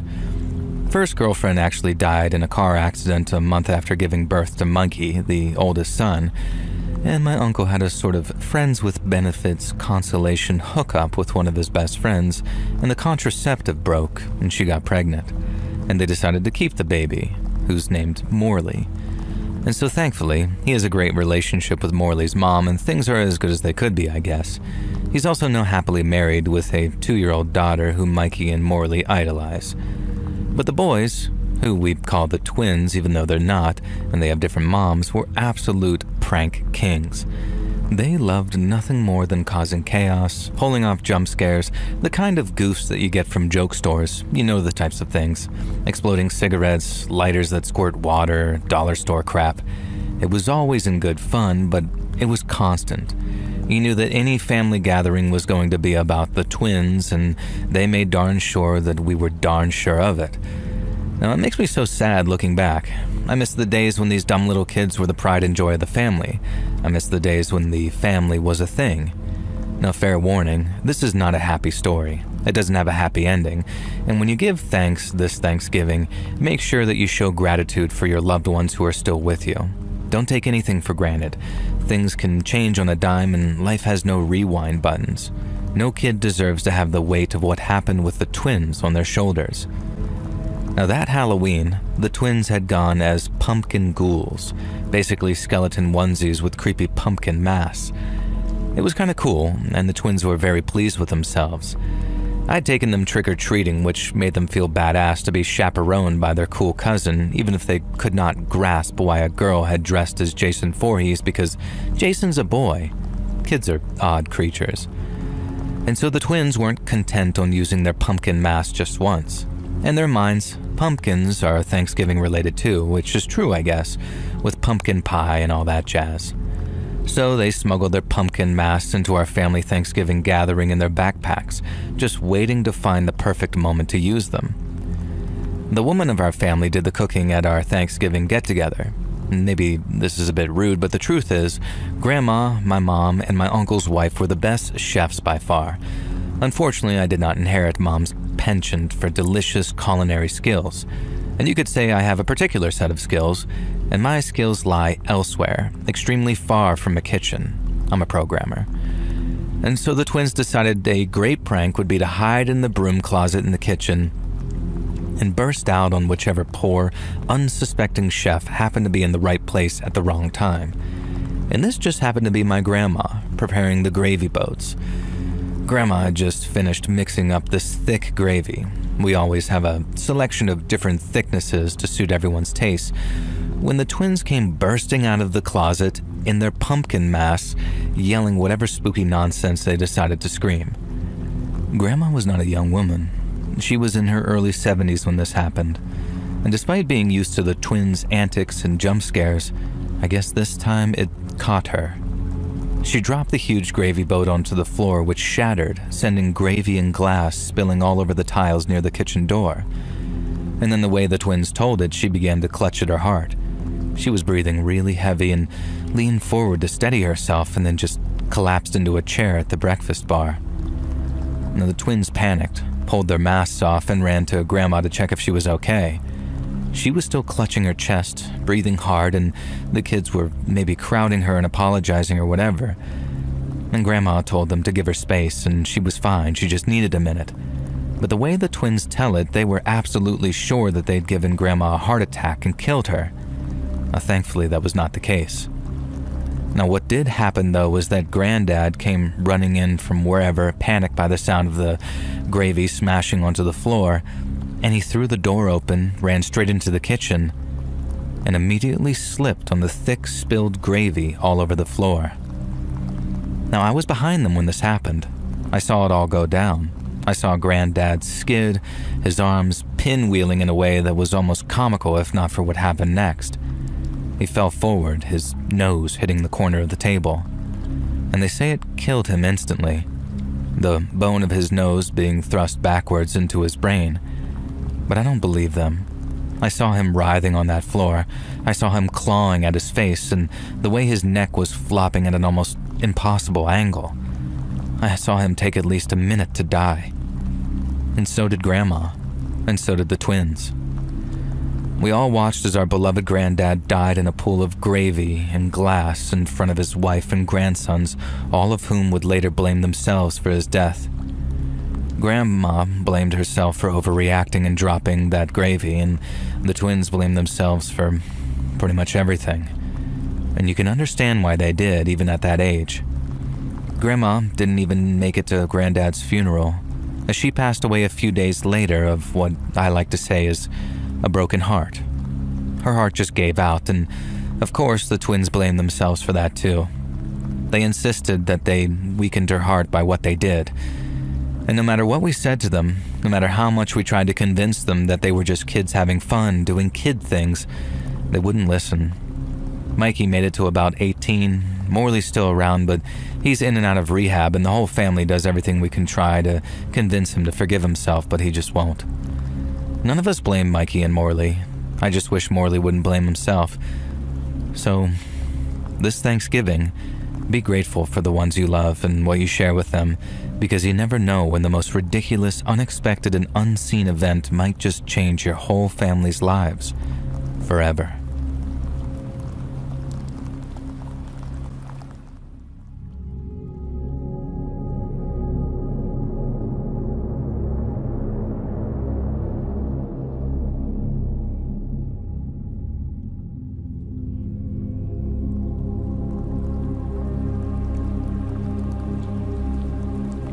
I remember when I did my onboarding at my grocery store, and I had to watch some BS video teaching me all sorts of crap I already knew, and a bit of stuff that I didn't. One of the main things that I did know was that you shouldn't directly confront aggressors or shoplifters. You should let them steal the item and then call the cops. I knew this, with or without the video, but it's such a hard thing to actually convince yourself of. If I see some dude stealing something, it's in my nature to want to mess that guy's day up. I don't want to sit back and call the cops, you know?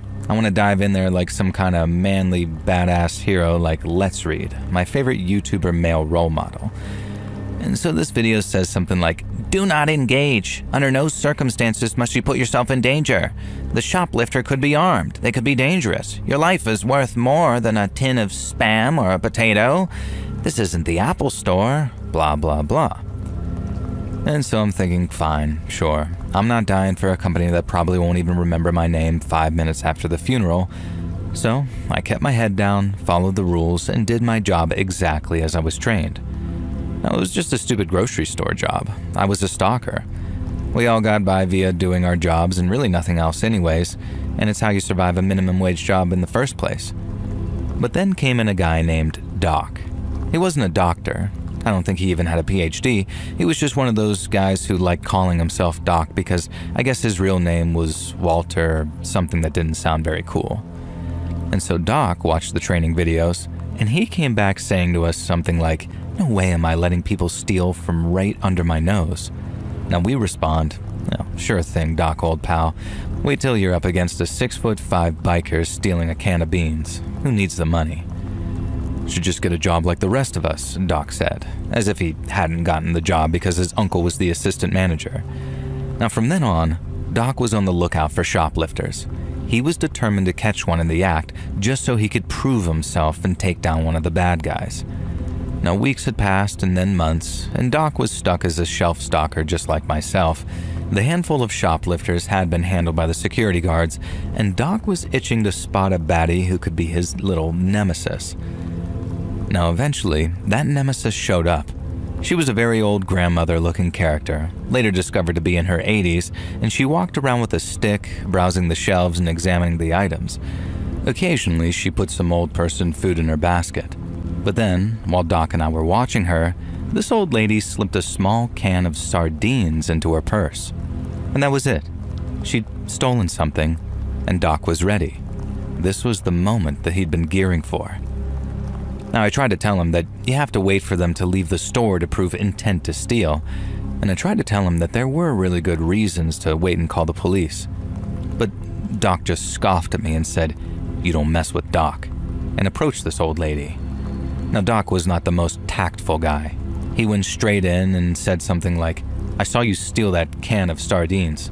I think it's best that you accompany me to the security office," as if this junior stalker even had the ability to handle shoplifters. The old woman just sort of looked at him, almost with pity, and she reached into her purse, and I was hoping that she'd just remove the sardines and pretend it had been a mistake and everyone could move on. But no, what she pulled out next was a goddamn butcher's knife. I don't remember exactly what she yelled, but it was something like, "You'll never take us alive, officers."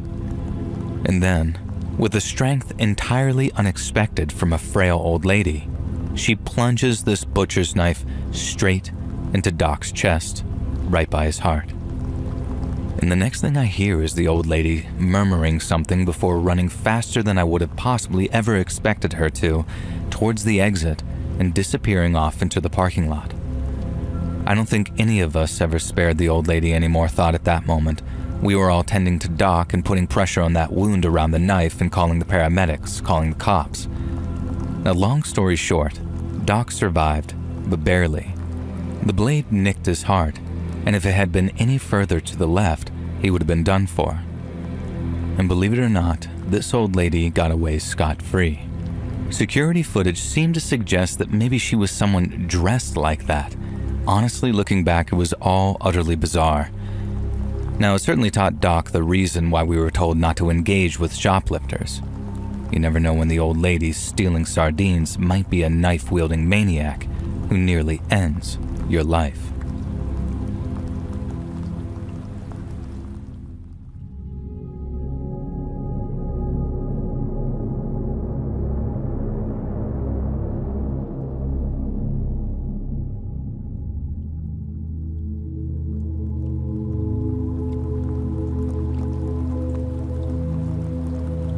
So I'm a woman in my 40s, and I run a Meals on Wheels service. I run the business all year round, but on Thanksgiving, I go that little extra mile to just bring a bit of extra joy to my elderly and disabled clients. Now, there was this one old fellow that I used to visit, and he only had me booked in for Thanksgiving. He did fine most of the year, but he liked having a nice Thanksgiving meal prepared for him, and I think he liked the company too. He told me a number of times that he didn't have any family and it was just him. So Thanksgiving 2018, I turned up at his house with a special ham roast prepared for him with love. I looked forward to seeing this old fella. I was kind of excited for him to answer the door and see his usual beaming smile, his shiny white false teeth perched precariously in his mouth. Now, I'm just trying to sound silly here, but I was a little surprised when a much younger guy answered the door. Now, I told him who I was, Meals on Wheels, and explained that I was here to see that old fella and cook for him. And the young guy looked confused for a second and then said, "Oh, damn, his grandfather was in the bathroom and must have gotten the timing wrong." And the guy invited me in and encouraged me to start preparing the food ready for the old guy to finish his bath, and that it'd be a nice treat when he got done bathing and realized that he had a Thanksgiving meal to look forward to. Now, the young relative ran upstairs very quickly, and I heard him calling through the bathroom door, telling his grandfather that the Meals on Wheels lady was there for him. And I couldn't hear the grandfather's response, of course, but why would I? Now, I went about warming up the food that I brought. Typically, we cook it in advance, and then it just needs heating up in the client's oven. And the process takes maybe 10 minutes, so I went to wander around the living room, which I'd been in many times. The grandson, who I'd imagine was probably in his mid-20s, was still upstairs, maybe getting his granddad out of the bathroom. Now, I started looking at some of the photos on the wall. They all just showed my elderly client at different stages in his life. However, I started to notice something odd. The young man who'd let me in didn't seem to appear in any of these photos. In fact, there was nothing that I could see that suggested that my client even had grandkids. And then I remembered. He told me previously that he didn't have any living family, so who the hell was this young guy who let me in? The old man was upstairs in the bathtub, so there was nothing suspicious, right?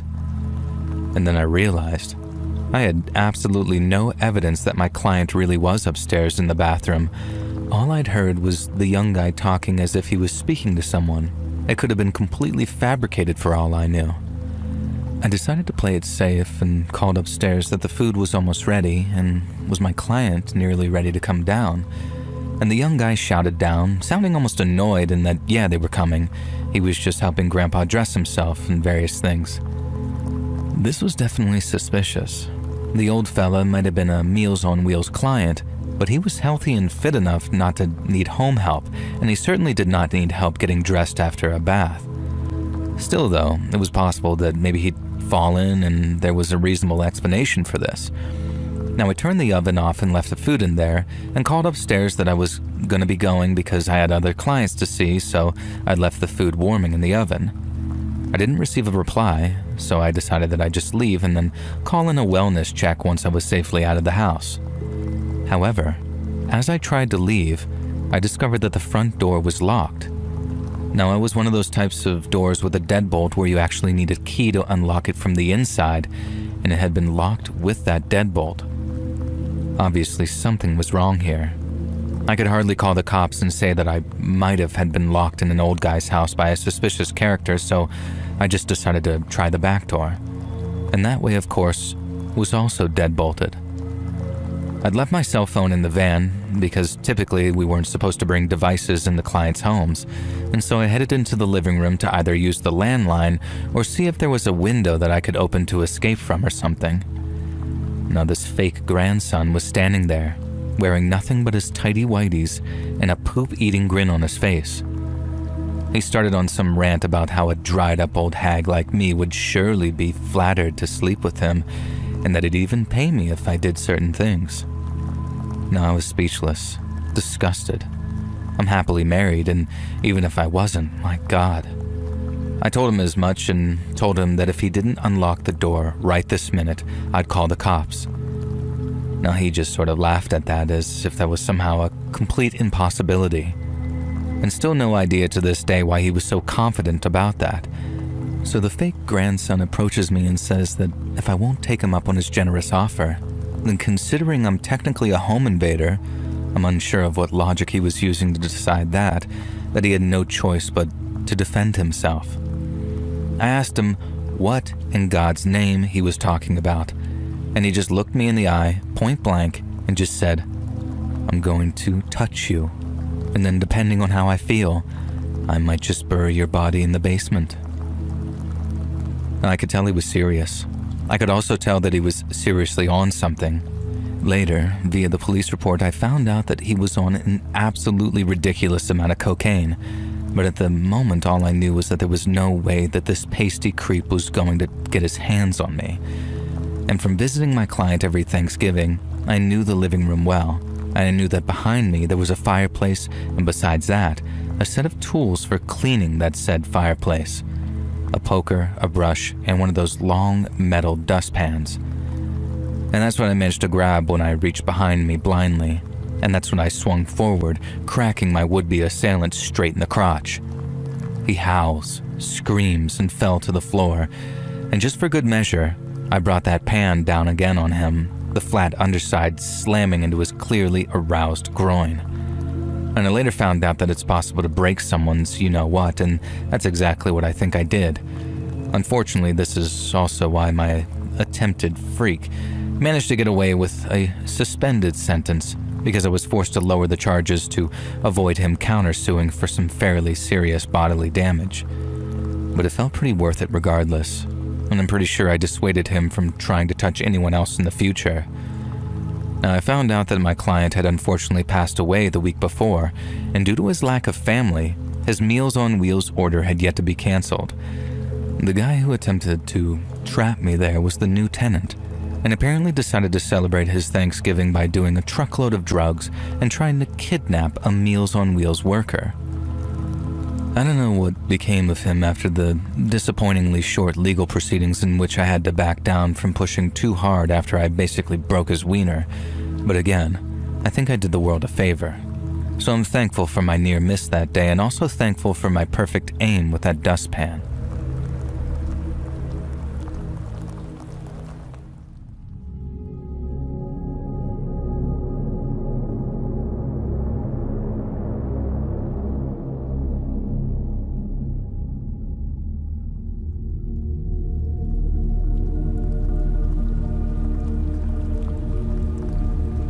I never used to work Black Friday, just I flat out refused. And so as a compromise, each year I agreed to stay late with one other colleague and prepare for Black Friday. It wasn't such a big deal back then. We'd just run a big sale on the Friday and that was it. You know how Black Friday used to be. But it did mean setting up some nice displays the night before and making the store look presentable and exciting. Now, this was back when sales weren't run every 5 minutes, so they were actually quite a big deal if you were trying to save money. Now, remember when the January sales used to start after Christmas and offered some really great savings that you'd never find at any other point throughout the year? Black Friday was like that, but just a single day. So I refused to work Black Friday because I cannot deal with that many demanding customers. But I was happy to take charge of the lovely, quiet setup the night before. Now, as I recall, I was setting up a pyramid of VHS player boxes when I first heard the sound.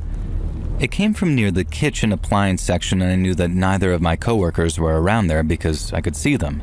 And it sounded like a refrigerator door opening and closing, which was kind of eerie because there was no reason why any of them should ever be opened outside of a demo. In my infinite bravery, I decided to ignore it and move on to the next display, which was a set of discount stereo system components. Then one of my colleagues came over to me and asked if there was anyone else here, because they were sure that they'd seen a fourth staff member hanging around in the area where the camcorders and cameras were.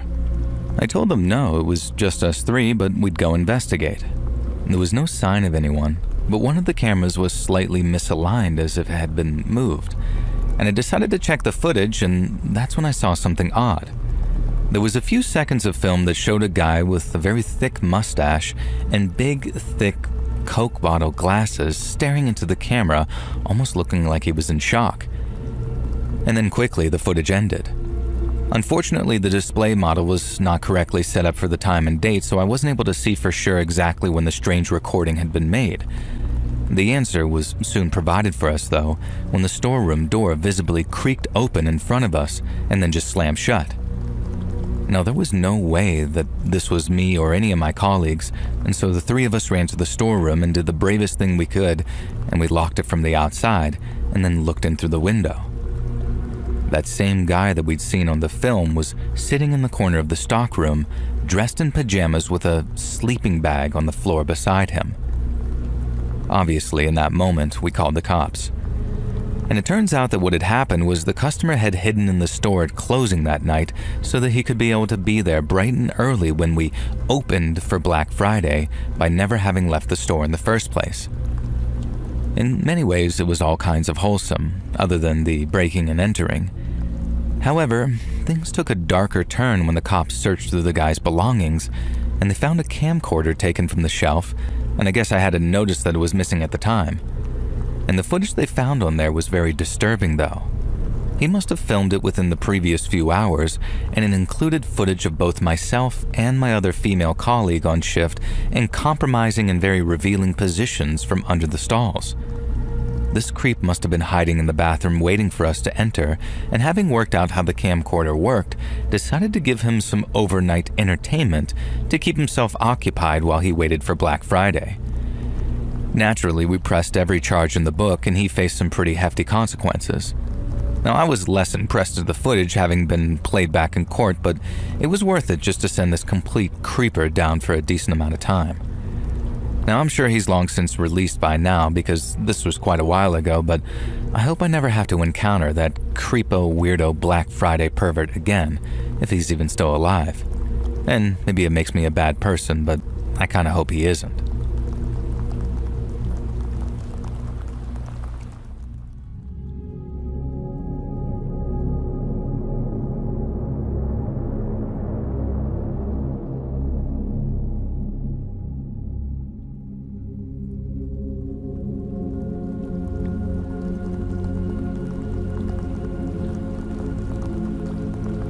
Back in the early 90s, my family had just moved to a new town, and I had to go through the whole ordeal of making new friends as the new kid in school. It was the first year of high school, so it wasn't as bad as it could have been, but most of the kids already knew each other and had their established cliques and groups, and I hadn't really found my place. And there was this one kid, though, Tad, he went by, who was a popular and very amicable guy, but he didn't really seem to have any friends that he particularly hung out with. It was like he sort of jumped from one group to the next, being pals with everyone but not really having any people of his own. Now, after a few days, I guess he decided that I was his people and was rapidly becoming fast friends. Now, he was super chill, very laid back, a bit of a class clown, but incredibly smart and actually funny, unlike just about every other high school kid who thinks they're a comedian. Now, that November, he handed me an envelope. Inside it was a very formal, very nicely printed invitation to spending Thanksgiving dinner at the Smith's house, not their real name. Now, Tad was kind of cagey about it, almost as if he didn't actually want me to say yes, but I think I only picked up on that in retrospect. At the time, I was unsure because I always enjoyed spending Thanksgiving with my family. We'd usually go to my uncle and aunt's house and have a big extended family gathering. Now, I talked to my parents about it, and they were insistent that I accept the invitation. There would be plenty of family Thanksgivings, and they wanted me to make friends and have a finally good time. And they sold me on it, and by the time the big day came, I was very excited. Now, when I arrived at the Smith's house, Tad answered the door, and I was surprised to see that he was dressed sort of fancy. Like, have you ever seen that review bra guy on YouTube? He was actually dressed like him, with all of his hair slicked back and a waistcoat on like he was dressed for church. And I was dressed in my usual normal 90 kids attire, and Tad looked me up and down, and I saw some kind of worry come across his face and didn't really understand it. Now, he led me into the living room where his mom and young sister were, and they introduced themselves, and they seemed great, although kind of strange and maybe malnourished, perhaps, like a bit skinny.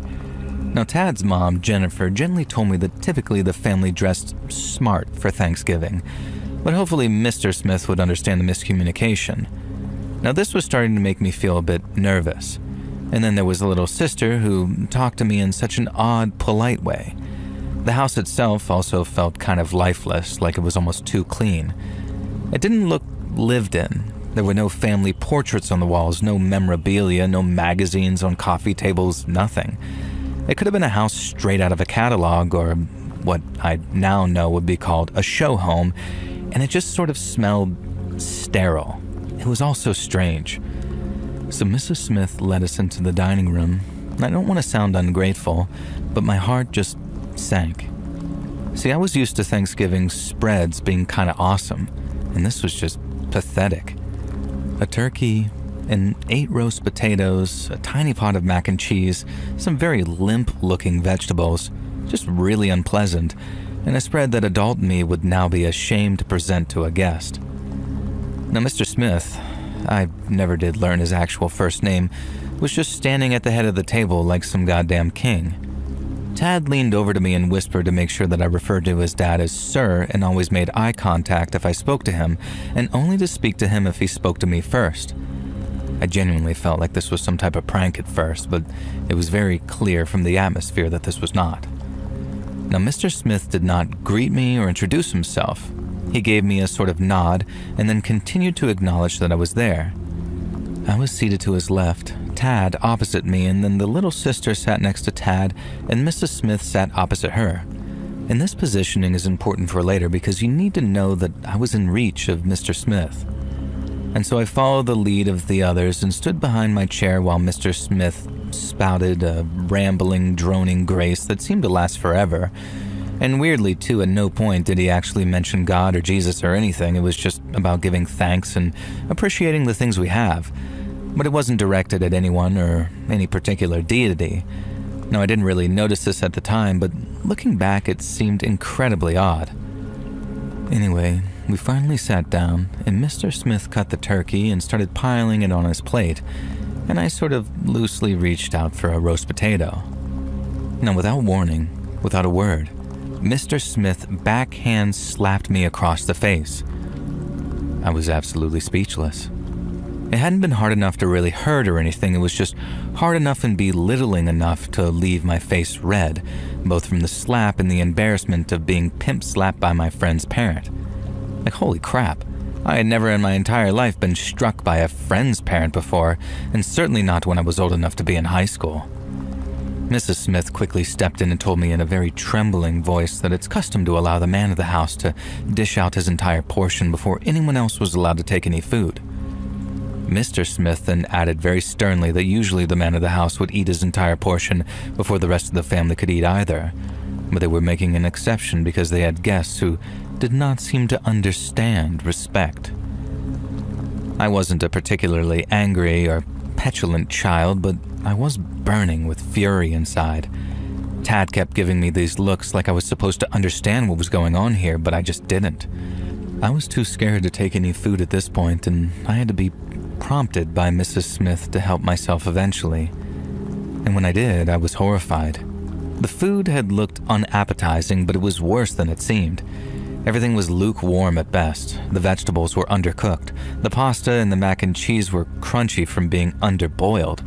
And worst of all, the turkey was pink and slimy, perhaps the most undercooked meat I'd ever encountered in my life.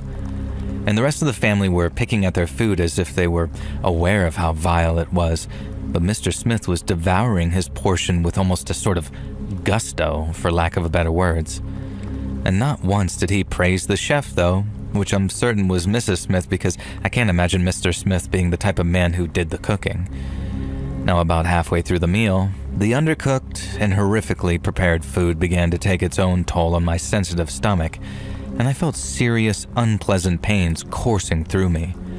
I tried masking it, pushing my food around on my plate with my fork, but Mr. Smith noticed and told me to eat up, son. It's impolite to be ungrateful to one's host. And I finally spoke up and said that I had a really bad stomach ache, and could I please call my parents to come get me because I didn't want to ruin their Thanksgiving dinner. Now Tad, Mrs. Smith, and the little sister all went totally pale and silent at this. Mr. Smith's face went a sort of shade of crimson, and I swear, if this had been a cartoon, steam would be bursting out of his ears. Unfortunately, this was real life. It was my life. "How dare you," he screamed, and then proceeded to lecture me on how I was the rude, uncouth little deviant. And then he turned his sights on Tad. It was Tad's fault for inviting someone like me from the wrong side of the tracks to their family meal. And Tad began apologizing profusely, saying that I didn't know any better, and of course I would stay and finish my meal. And I felt so betrayed. But then I kind of realized why Tad had no choice. Mr. Smith stood up, dragged Tad to his feet, and proceeded to force him over his knee, pull his pants down, thankfully not his underwear, and spanked him with such violence that I'm amazed Tad didn't burst into tears. Mr. Smith then looked at me, and it was a very clear threat. Either I play ball or Tad would suffer the brunt of my actions. So I forced the rest of my food down, struggling against stomach pains, struggling not to throw up, and struggling not to burst into tears when I thought about my own family and the absolute hell it must be living with this one. And eventually dinner was finished, and in silence we ate some type of sort of slimy jello with some fruit in it.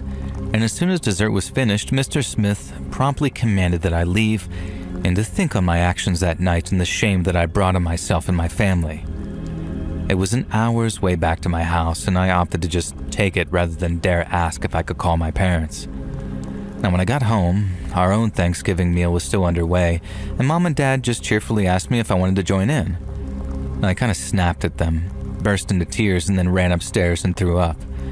And I spent the next 3 days bedridden with this food poisoning, during which time I explained to my parents as best I could exactly what had happened that night.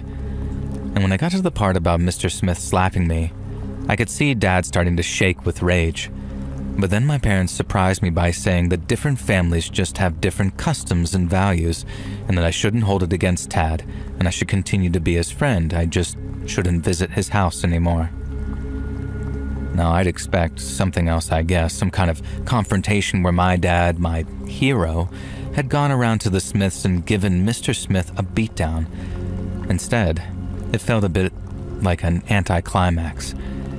Then, 6 months later, Mr. Smith abandoned his family, just upped and disappeared. And rumors spread around town that he'd run away with some lady of the night from the local strip club. All sorts of gossip spread about him, and things that would have made it very hard for Smith to show his face around town again. Talk of inappropriate behavior with the young boys he coached at Little League. Local cop friends of my dad claiming that Mr. Smith was a known curb crawler in the red light district. All sorts of things. And as soon as Smith abandoned his family, Tad really came into his own. We'd stayed friends, just like my parents had asked of me, and Tad went on to go from class clown to actually valedictorian, and he spent every Thanksgiving with my family after that. And when it came to his turn to give thanks, he'd always say that he was thankful for whatever caused his dad to show his true self. And whenever Tad would say that, my own dad would give me a look and a bit of a wink, and I never asked him about it. I never wanted to know.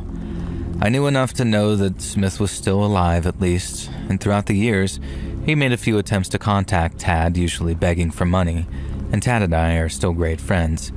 He always ignores his dad pleading, and he especially ignores it when his dad mentions the ultimatum that he was given back then, which forced him to leave his family. And Tad doesn't want to know what that means, and neither do I. But all I know is that sometimes people do get what's coming to them, and for that, I'm thankful as all heck.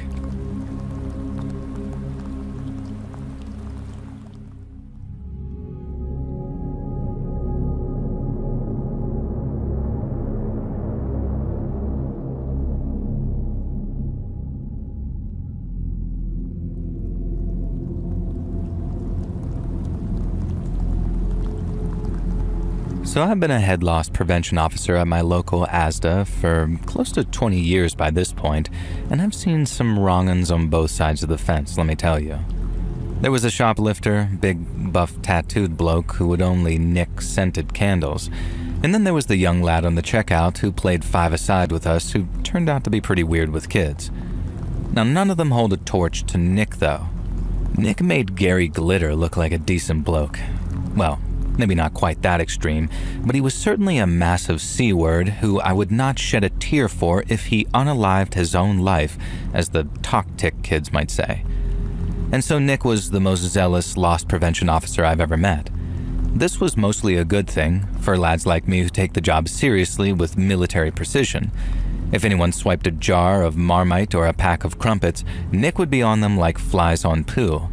Like he'd frog march them off to the security office, and then he'd spent around half an hour in there, and I swear it down that that person would never shoplift again. Now, I'd never heard any complaints about Nick. Not one, but I guess it turns out when you scare people into silence, they don't tend to complain about you. To this day, I do not know what Nick said or did to persuade the guy to go straight. For all I know, it was the same thing.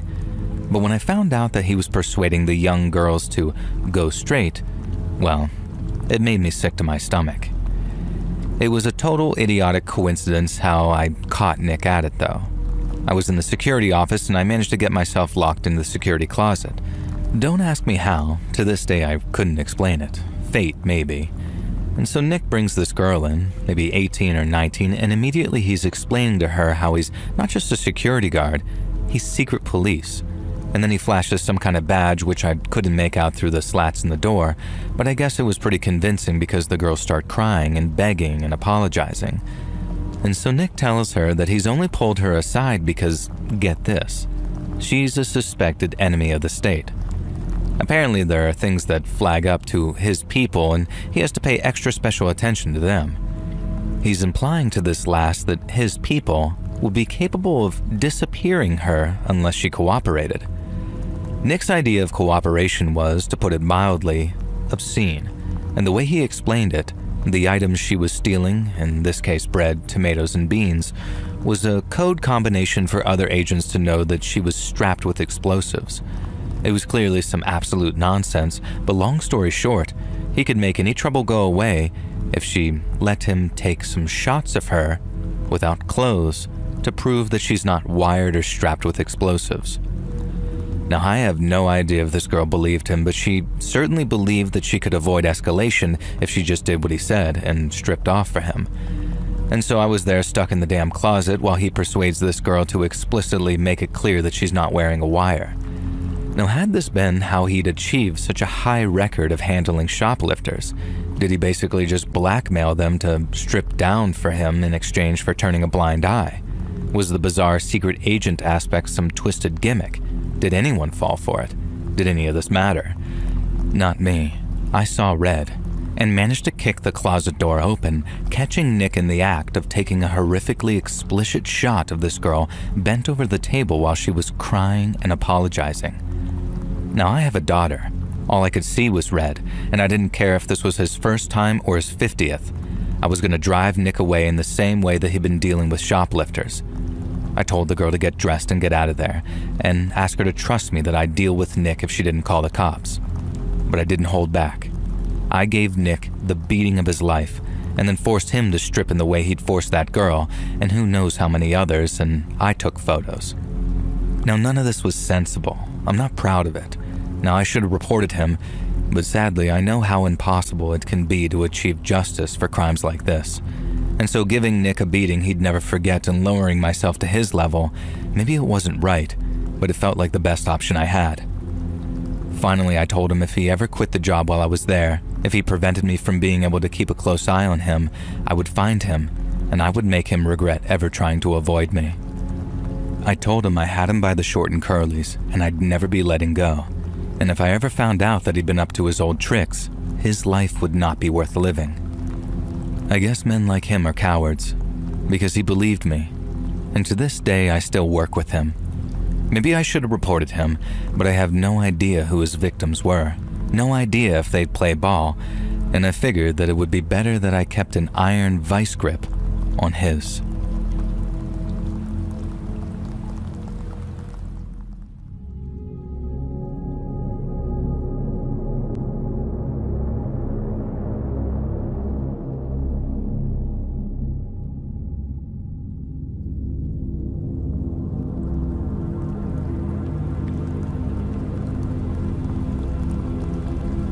So this story happened on a Black Friday.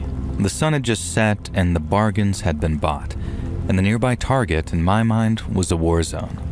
I did not envy the folks who'd be on cleanup duty the next day, and for me though, it wasn't a problem.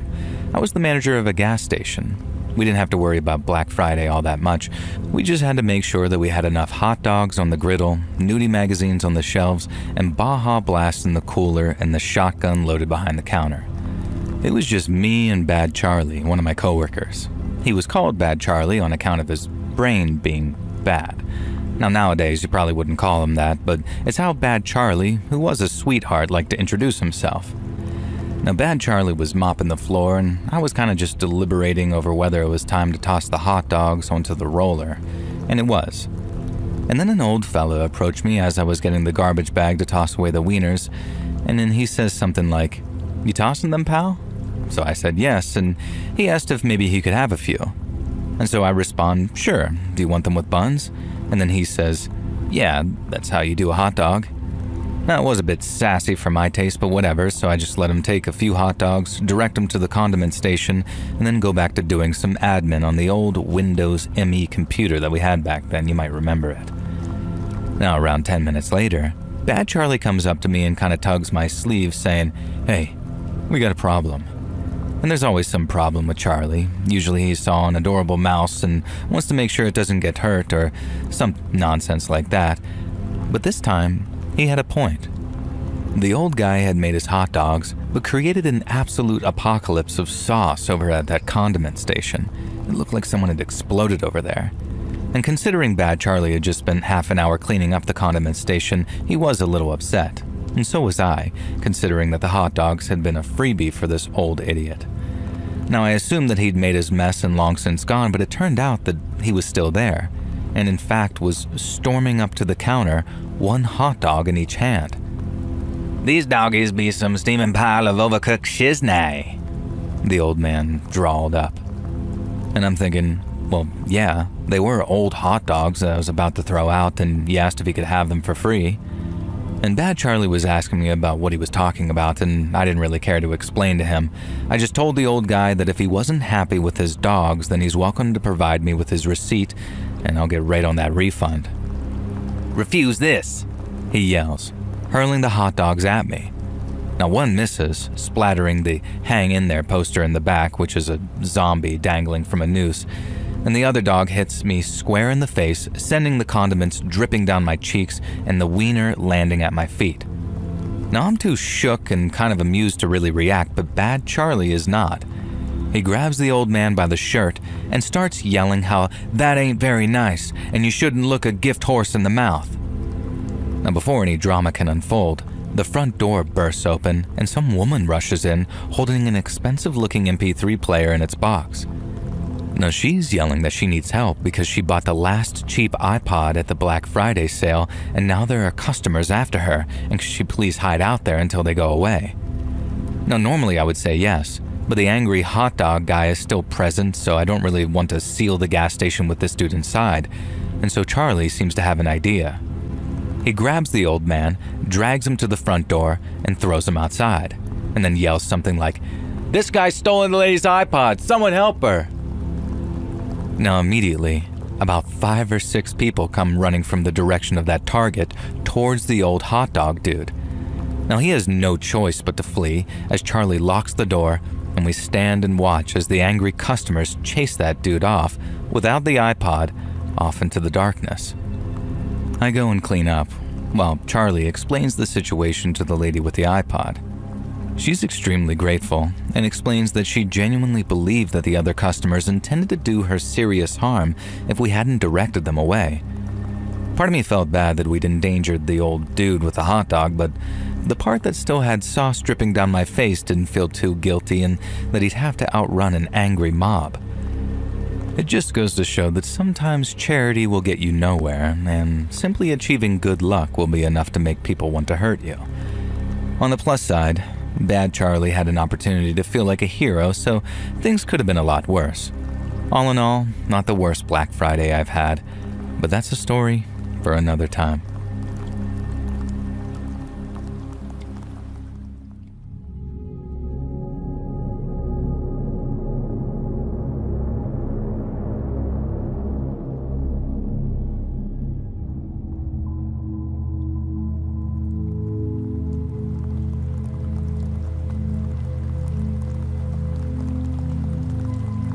You probably never think it to look at me today, but I used to be a pretty cool guy back when.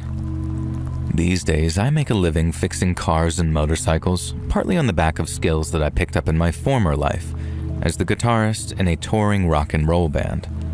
Now, we never made it big or anything. We didn't sell out stadiums or earn a platinum record, but we made enough money selling tapes and t-shirts and merchandise and tickets to our shows to earn a pretty decent living for ourselves. Now, we were based out of Boston and played a lot of shows in New York and Philly, but we also played all over the country too, doing that old school touring schedule thing of planning conquests with nothing but a map and a phone book. And that's how we ended up doing a kind of Rocky Mountain rock and roll tour during the summer of 1977, one that took us through Utah, Wyoming, and most relevant to this story, Colorado. And so we managed to book ourselves onto the bill of a music festival in a little mountain town called Lake City. It was a bit of a family affair, so we played a couple of Gordon Lightfoot and Neil Diamond numbers, along with a couple of the softer tunes. Now, it was light duty, as my World War II vet dad used to say, and we were still working, but it was also a chance to relax and recharge our batteries a little before the heavier shows up in Aspen and Boulder and Denver started. Now, we finished our set at around 5:30 and then walked around talking to the locals and enjoying their hospitality. I have myself a little green chili bison burger, a delicacy that no other burger has managed to top, by the way, while our bassist, this crazy SOB, ate a whole plate of Rocky Mountain oysters all to himself, much to the amusement of the locals, it would seem. And if you don't know what those are, boy, do I envy you. Now, one of the folks we got to talking to was a man named Jed, who was particularly pleased with us thanks to our cover of If You Could Read My Mind, which he said was his and his wife's song. Now, we got to talking about some of the other music we like to play, and at the mention of Black Sabbath and Judas Priest, he joked about us being a band of traveling Satanists. He knew all the panic surrounding metal was bullcrap and remembered when the release of Psycho back in 1960 had folks saying society was quote-unquote going to hell. He even said he took his teenage son to see Carrie during Thanksgiving weekend of that previous year, and as a huge fan of The King, we quickly established a mutual love of all things creepy. Now, maybe an hour or two later, Jed said that he had to jet, but before he did, he asked if we'd be interested in seeing a genuine ghost town named Carson before we left for our next stop. Now, we were pretty thrilled at the idea because doing cool stuff like that was half the reason we went on tour in the first place. We didn't just get to play shows and make money, we got to see America too. And I'd say that there were few things all 5 band members could get excited about, like the idea of seeing a real-life ghost town. We met up with Jed bright and early the next morning, and then we followed his car up a bunch of gravelly mountain tracks till we eventually reached a dead end. Jed apologized and said that we'd have to walk about a mile up the mountain to get to Carson, but we didn't mind at all.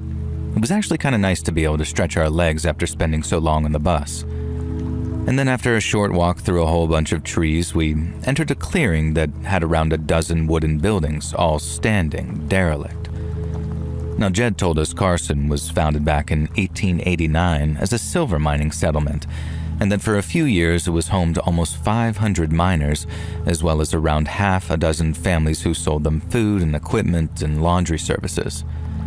The town prospered for a few years, with a few extra bunkhouses being built to accommodate even more of those miners.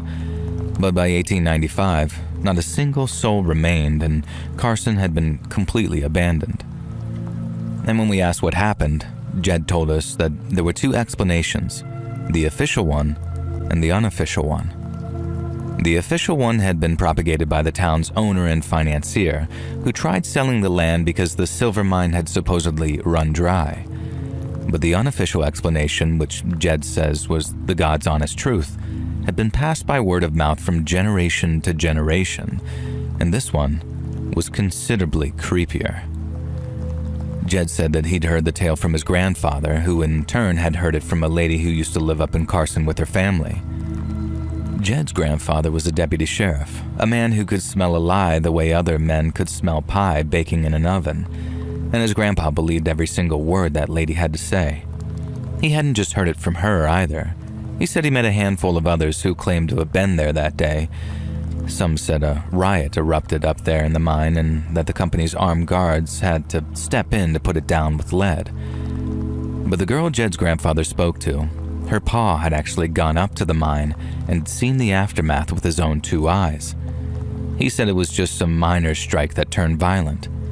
It had been an all-out slaughter, with every man for himself. And the folks in Carson realized what was going on when a couple of wounded miners came running into town. They'd already heard gunshots echoing down the mountainside, but seeing as they relied on hunters and trappers for all their fresh meat, they didn't think much of it. But when those first miners came running into town, with cuts and stab wounds and riddled with buckshot, they sure as heck thought something of it then. Half the mining company's guards were off duty, either sleeping in the bunkhouse or drinking in the canteen. But when they heard how a bunch of miners had suddenly and unexpectedly started attacking their fellow workers and had even managed to overpower the on-duty guards, they grabbed their guns and ran up the mountain to assist them. And as more and more miners came limping down the mountain, the families living in Carson began tending to the wounded as best they could. They waited for the guards to come back, having put down the men responsible for starting the riot. But just like Jed said, it was no ordinary riot. And then when the gunfire stopped and no one came back down the mountain, some of Carson's menfolk ran up the slopes to see what had happened. But when they arrived, what they saw terrified them. There were dead bodies laying all around the mine's entrance, some belonging to miners and some belonging to guards. It made for a terrible scene, but it was nothing compared to what waited for them inside the mine. From the mine's entrance all the way down to its pit, the dead and dying lay side by side in puddles of each other's blood. Jed was told that in some sections, the blood ran down the shaft in little rivers as pools of it higher up began to overflow and run down the passageways. And there must have been at least 100 dead miners and another 50 on death's door. So as fast as they could, Carson's men began carrying the wounded out of the cave to be treated by the camp's doctor. And Jed said that he was told how awful the wounds were. Some men had been shot point blank with 12-gauge shotguns, meaning whole limbs had been blown off, and in other cases, whole torsos had been torn open and shredded. But the wounds inflicted by pickaxes were just as gruesome. Some men were completely impaled, handles hanging from their fronts with the point of pickaxes emerging from their backs. Others had their skulls completely annihilated, and in some cases, a dead man's only wound was a gaping hole in the top of his skull. It was a bloodbath, the worst thing any of Carson's men had ever seen, and they'd lived through half a dozen Rocky Mountain winters, 2 bear attacks, and even an attack by a gang of outlaws. They've seen some stuff in their time driving their wagons out east and living up in those mountains, but nothing like what they saw in that mine that day. Miners were dying just because they couldn't get help fast enough. The men would carry them out and they'd seem in pain but otherwise fine. Then when they got back to him after seeing to those who were more severely wounded, the men had bled to death. It was awful, but the killing wasn't over. Not yet. As the men are clearing out the wounded, they have to go deeper and deeper into the mine, and then at one point, the son of the town butcher went running down into the mine to go get some help, but he never came back. And when his father went down to look for him, he found his boy with a pickaxe in his hands, hacking up corpses so furiously that he was completely covered in their blood. His father tried to stop him, but the boy attacked him, and no matter how much his father tried, the boy wouldn't stop, and in the end, the butcher had to put his own son down to keep him from hurting anyone else. And then he came out of that mine screaming and insane with grief. And that's when they made the decision to seal the place up. And after gathering up as much dynamite as they could, the walking wounded were able to blow the entrance and bury both the dead and the wounded alike. There were rumors that seeing all that death made the boy go crazy, that his mind just couldn't handle it, and it slipped away from him as he walked among the dead with the coppery stink of fresh blood in the air. But those that were there say that there was something down there, maybe some kind of gas or fungal spore that was to blame for making some of the miners turn on their comrades. It happened to the butcher's boy, and he himself got a dose when he was down there to look for his son, because all he could do was scream and cry and struggle as his friends and family tried to keep him still. He wasn't just out of his mind with the grief, there was something else affecting him, something the survivors thought best to bury.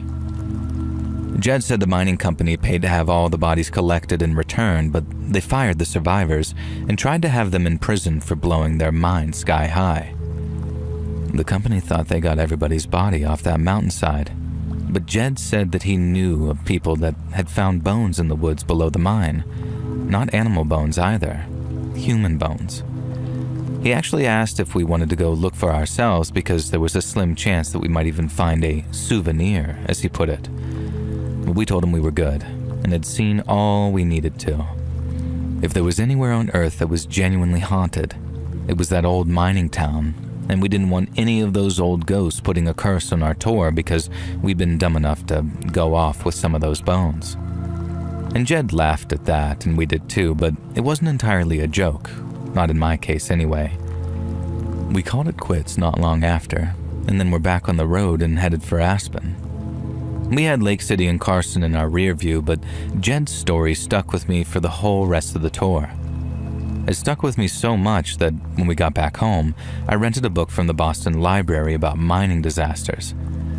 Now, it made for obviously a terrifying read, and I learned that there's a gas called hydrogen sulfide, and it's something miners called stink damp, which is known to have a narcotic effect in certain doses.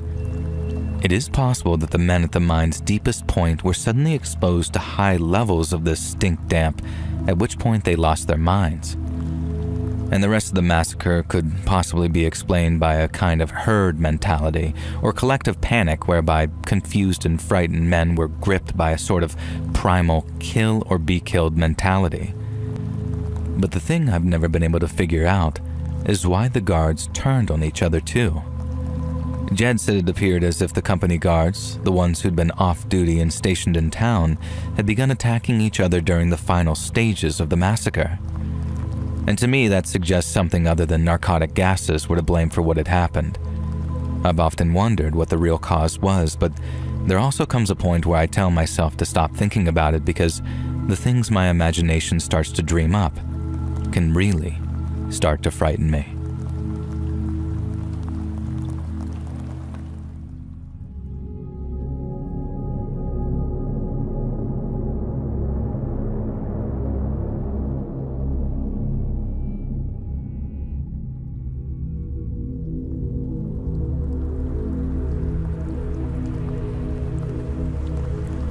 I didn't grow up wanting to be a coroner.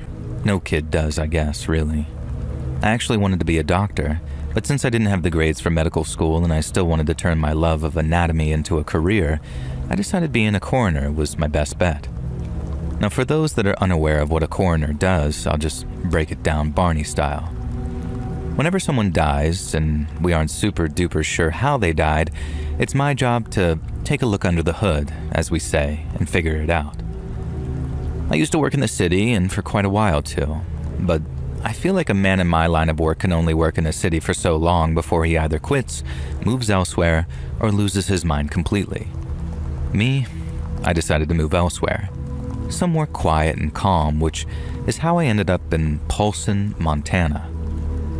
It's a pretty little town on the edge of a bay, and with just 5,000 people living here, it's considerably quieter than my previous home of almost 4 million.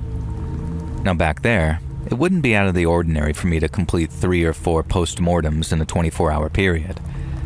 Now, I'm lucky if I see maybe 3 or 4 a year. And as you can probably imagine, that suits me just fine considering that I only took a minor salary hit.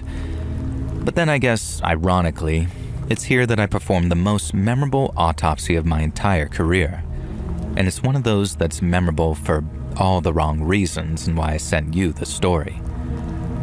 Now, one morning, I got a call from a deputy sheriff to tell me that a young girl had passed away. And from the moment I heard his voice, I knew that this one was going to be different. She'd been found the previous night, wandering on the 35 in her bare feet. The driver that spotted her turned around to see if she needed any help, and found a young girl on death's door. She looked terrible, starved and beaten, and was mumbling all kinds of gibberish till she eventually passed out. The driver tried to keep her awake and talking, and then when he realized that she was probably slipping away, he even tried performing CPR. But unfortunately, the poor thing passed away before the emergency crews could get to her. Naturally, the sheriff's department wanted to know exactly what killed her, but more importantly, they wanted to know if I thought that there was also a who element to it, as in, was it a tragic accident, or was it murder? But when the girl's body arrived at my office, I found that there were many more questions to be asked, and some very frightening ones too. And when it came time for the autopsy, the forensic pathologist I work with agreed that he'd never seen anything like it. At 5'7", the girl appeared to be in her late teens or early 20s, but she didn't weigh an ounce over 70 pounds. She was also this very sick shade of yellow, which indicated liver and kidney failure, but that wasn't even the half of it. She'd quite clearly been starved, and her body was so heavily covered in burns and scars that it seemed her abuse had been almost systematic, like someone had been trying to slowly disfigure her, one patch of flesh at a time. We discovered the girl's eyes had actually been gouged out, and that her finger and toenails appeared to have been completely and deliberately removed. There was also evidence someone had tried to either torture or sterilize her by piercing her abdomen with some hot wires or needles. The technicians collected swabs and samples, and then the pathologist proceeded to cut that old distinctive Y shape into the chest of the deceased. And the effects of her starvation were evidence of the girl's organs, yet bizarrely we found quite a sizable amount of partially digested organic material in her lower digestive tract. Now, this, along with samples of her blood and spinal fluids, was tested at our on-site laboratory, and what our technicians found was truly shocking. The contents of the girl's stomach turned out to be a mix of 2 very distinct varieties of fungi, fly agaric and the suitably named death cap. Now, the death cap needs no introduction, as I'm sure you know. It does what its name suggests. Some might say that fly agaric is also suitably named because while ingesting it won't make you fly, it does have intense hallucinogenic effects on those who use it. The implications of its presence terrified us. And when it came to writing up the post-mortem, we almost didn't want to believe our own conclusions. Judging from the bruises around her wrists, ankles, and neck, someone had kept the girl prisoner, and the level of starvation suggested this had been for a considerable amount of time. During this period, she had been systemically tortured and maimed by someone exceptionally sadistic. Then, once she was hungry enough to eat just about anything put in front of her, The girl's captor fed her a fatal mix of mushrooms and just let her go. Even if she was still in possession of her sight, we judged the girl was far too weak to have mounted any kind of serious escape attempt. So either something inconceivable occurred and she wandered free from captivity, or her captor deliberately set her free. She spent her final hours wandering through the woods in what must have been complete confusion and unimaginable agony. It was the single most horrifying postmortem I've ever had the displeasure of overseeing, but it raised the question, just who the hell was evil enough to inflict such an ordeal on an innocent young woman? Once our examination was complete and the final report written up, the girl's body was transported to a local funeral home. Our official conclusion was that the girl had been murdered via poisoning, and there were comorbid factors of starvation and historical physical abuse. And this led to a murder investigation being opened, but sadly, it's one that's never been closed. I've overseen many postmortems in my time as a coroner, and there have been more memorable ones that I care to count. But not one of them haunts me, and I mean truly haunts me like that poor young woman who spent her final few hours on this earth blind, terrified, and wandering around alone in the middle of nowhere.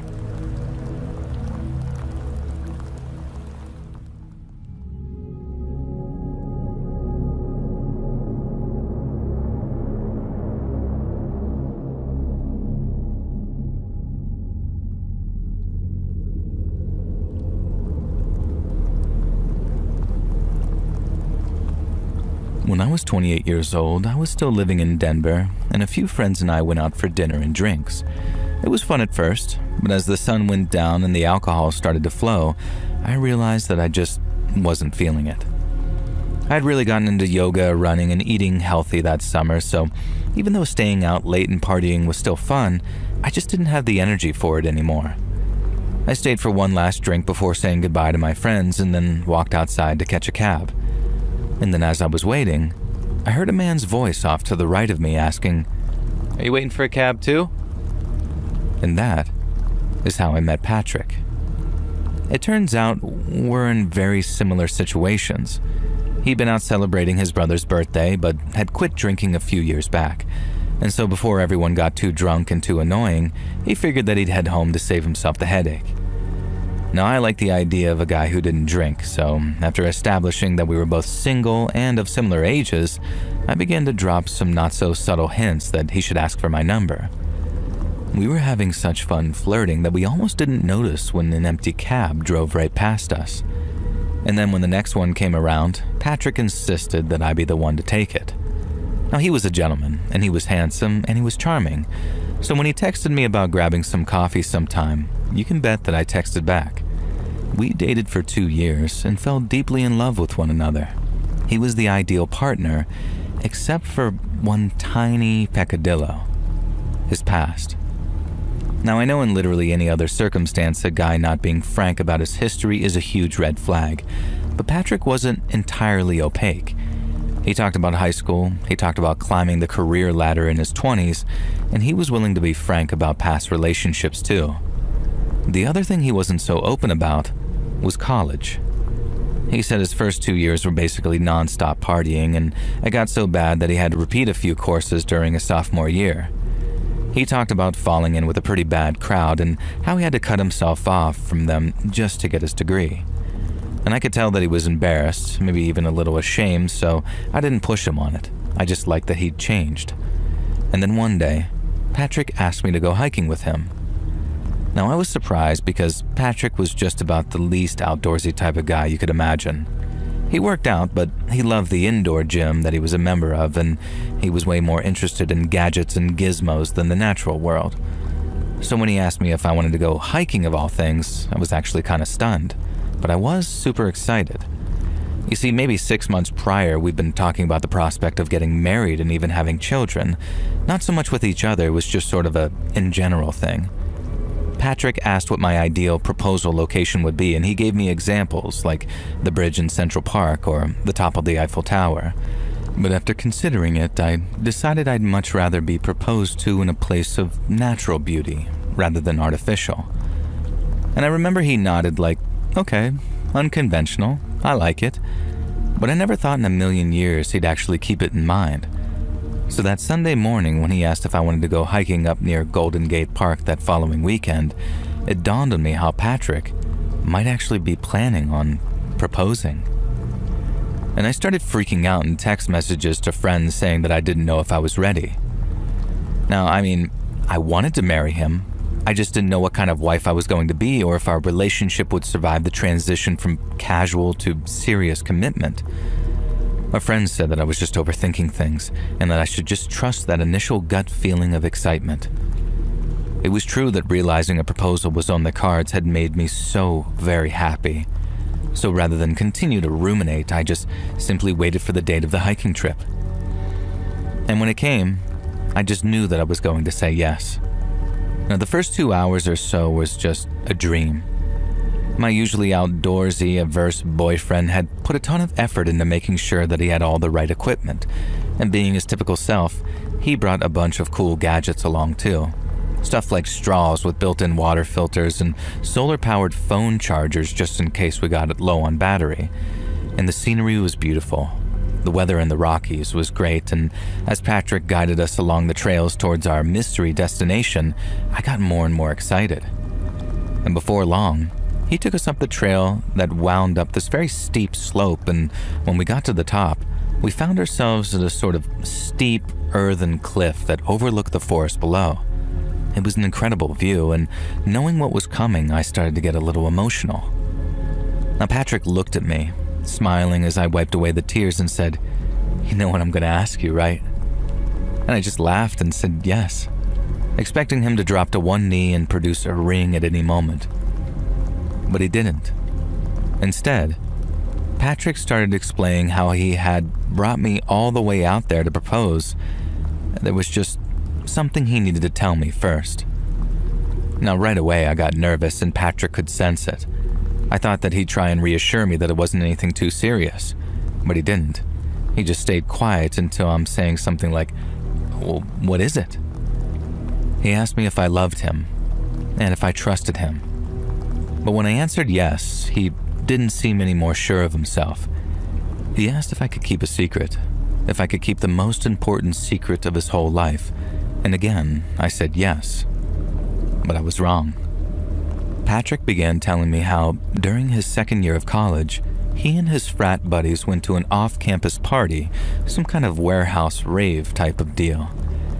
And he said this was when he and his friends were on their very worst behavior, drinking like fish and fighting like sailors, and generally causing trouble for anyone and everyone. And then at this party, he starts flirting with this girl and they head off someplace to make out. Patrick said that they made out for a while and then the girl says something like, "Come back inside and dance with me." But after he returned from what passed for a bar, the girl was gone. Now he went looking all over for her but couldn't find her anywhere. And then when he spots her, maybe a half hour later, she's completely obliterated. Patrick said that he didn't know it was liquor. It was something else like roofies, but the girl seemed on the verge of passing out. He tried to get her back to the frat house, but when she was just about conscious enough to object, Patrick didn't want to go home empty-handed, shall we say. He did look and sound like he was ashamed of himself as he said it, but Patrick admitted to taking this semi-conscious girl to some dark corner of the warehouse compound and doing stuff to her. And I guess the look of disgust on my face was plain to see because he frantically added that this was the single biggest regret of his entire life, and he explained how he wasn't that guy anymore, how it made him afraid to have daughters knowing certain kinds of men harbor some predatory instincts. And he said it was a long time ago, that he'd lived with the regret ever since, and I thought that was it. And it was only after a minute or two of just sort of processing it that I asked if he'd ever tried to find the girl and make amends for what he'd done. And that's when I realized that this story wasn't over. Patrick said when he was done, he left the girl lying there where she was. She was passed out completely by then, but all he gave a crap about was going back inside to get a drink because he was thirsty. Now, he too was highly intoxicated at this point, but he didn't use that as an excuse for his behavior. He knew how selfish it was for him to just leave her there. She could have been overdosing, or she could have choked on her own puke, But Patrick said it was a full hour before it occurred to him to go back and check on her. He said he asked his friends not to leave till he got back, and then he went out expecting to find the girl sleeping, as he put it. And yet when he got there, he found that not only was the girl awake and was somewhat more sober than before, but she remembered what he'd done to her before she passed out anyway, and she was obviously livid. She told Patrick that she was going to go to the cops because she wasn't about to let some piece of crap frat boy get away with treating her like that. I felt proud of her, and I didn't even know her, but then Patrick said something that made my blood run cold when he described how he snapped. He said he pictured his whole life unraveling and how life after prison wouldn't be worth living. He had the world at his feet, but that girl was about to yank the carpet out from under him, and he couldn't let that happen. When Patrick finally uttered the words to me, "I didn't mean to kill her," I felt my entire world crumbling around me. And it was like this out-of-body experience, watching myself from afar while my heart broke in my chest. Not just for me either, and the life I thought I was going to have. I was heartbroken for that poor girl, and just trying to do the right thing resulted in Patrick accidentally crushing her larynx. He said he just wanted to scare her at first, and then he just wanted to make the problem go away.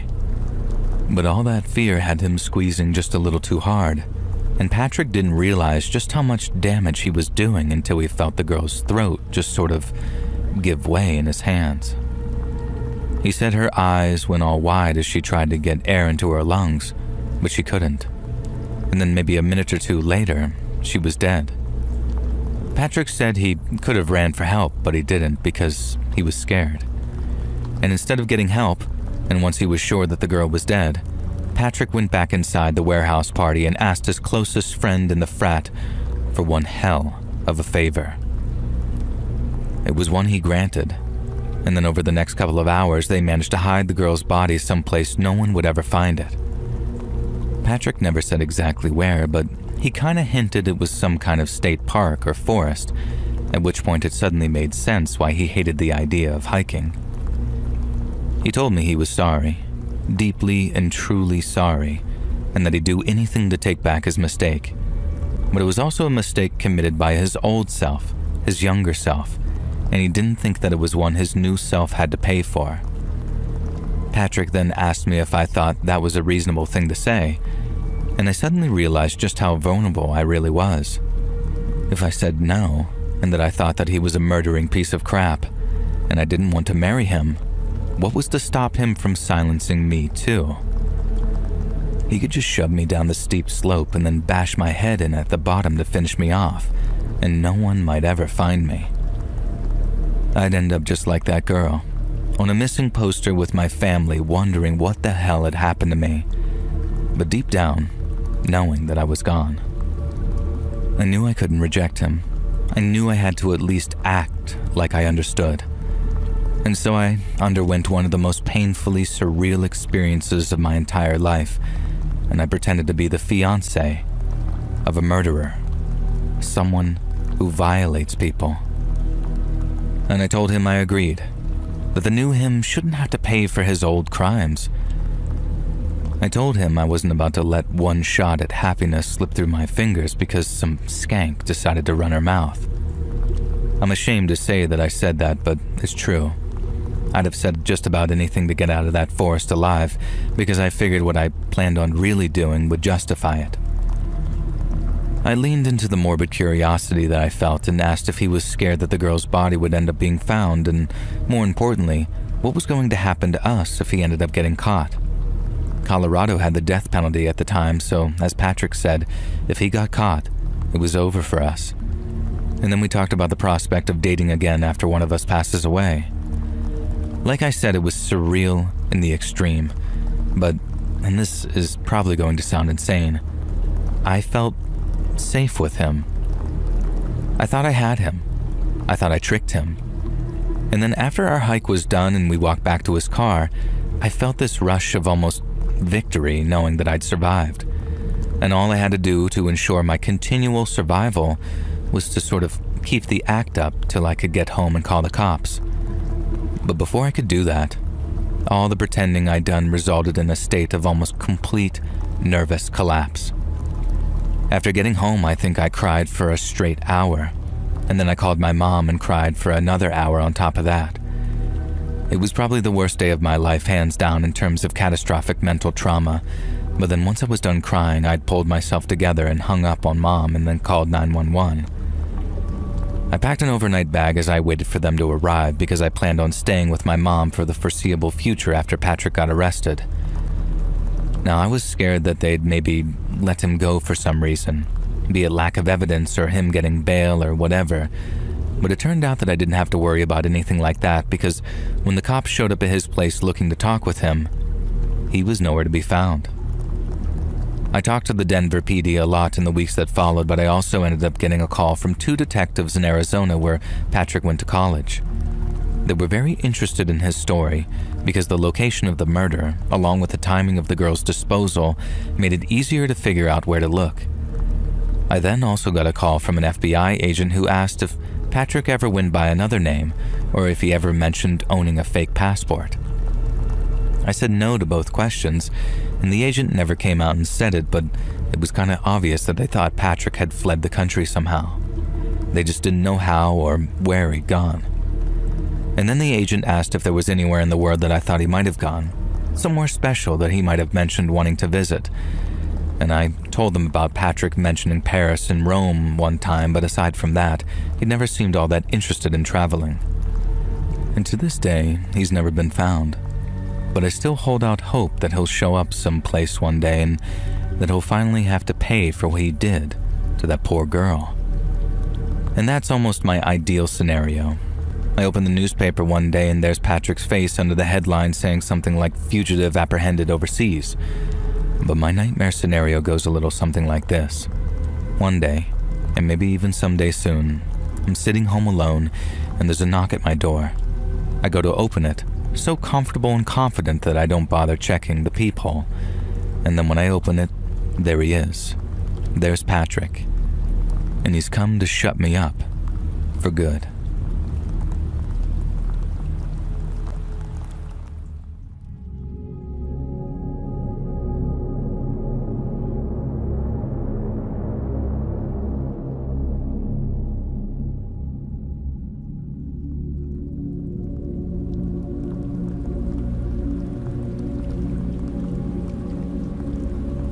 You might find this a very unusual submission, but I think it's one that you and your viewers might enjoy, and while I prefer to remain anonymous, I can assure you that it's actually genuine. Now, without giving you my entire life story, I grew up in the United Kingdom, but my parents are Greek and Iranian. They met in London after emigrating, worked hard to make a life for themselves, and then had me. They pushed me to do well in school, consoled me when my attempts to become a footballer failed, and then were pleased as punch when I was accepted into Oxford University to study Greco-Persian history. Dad liked the idea of me staying in academia. Mom agreed, but thought that I should study medicine. Yet not long after I graduated, I got a letter from an institution known as the Government Communications Headquarters, who invited me to attend a job interview. Now, to the untrained ear, Government Communications HQ might sound rather boring, but let me assure you, it is not. That's because GCHQ is responsible for providing signals and intelligence to the government and armed forces of the United Kingdom. It was first established after the First World War, then during the Second. It worked on breaking German Enigma codes out of Bletchley Park in Buckinghamshire. Now, getting hired by them didn't make me some glorified IT guy. It made me, for all intents and purposes, a spy. And I later found out that I'd been headhunted by the recruitment team while I was at university, partially because of my academic and sporting performance, but mainly for my language skills. I spoke a little bit of Greek, but my mom's side of the family were very involved when I was a kid, so while I wasn't completely fluent in Farsi, I knew much more than most about Persian language and culture and could easily pass as Iranian. And this made me an ideal candidate to spy on the Islamic Republic. So for the first 18 months of my career, I trained for that. But then, on a sunny afternoon, UK time, in September of 2001, 19 hijackers changed the course of history, as you know. And after the towers fell, and W told New York how the world was about to hear them, my department's focus shifted from Iran to Afghanistan. But seeing as the two countries have very similar languages in Dari and Farsi, it made me a highly rated asset, and one that was itching to be deployed. Now, less than 2 weeks after the attacks, I was sitting in a briefing room going over the details of the assignment that I'd been given. London to Cyprus, Cyprus to Turkmenistan, and then from there, I'd transformed myself from a British civil servant to an Iranian journalist before taking a taxi over the border into Afghanistan.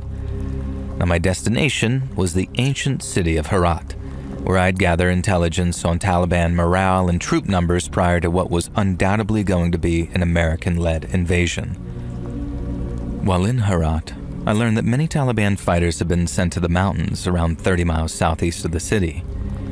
There, they were digging in, stockpiling munitions, and preparing to resist coalition forces. So, that's where I went. I was advised to hire a guide to escort me through the wilderness and towards the mountains.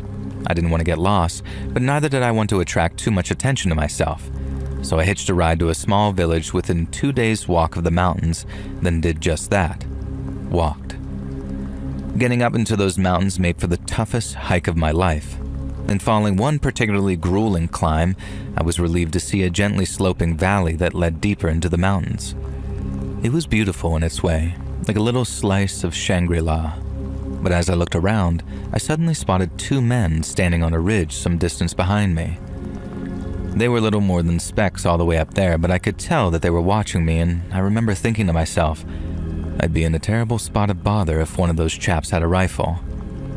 As I walked further and further away from them, and the valley stayed nice and quiet, I started to relax.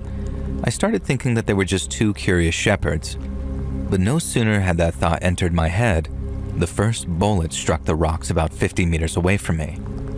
It was terrifying, impossible to put words into in a way, and I've never felt anything like it.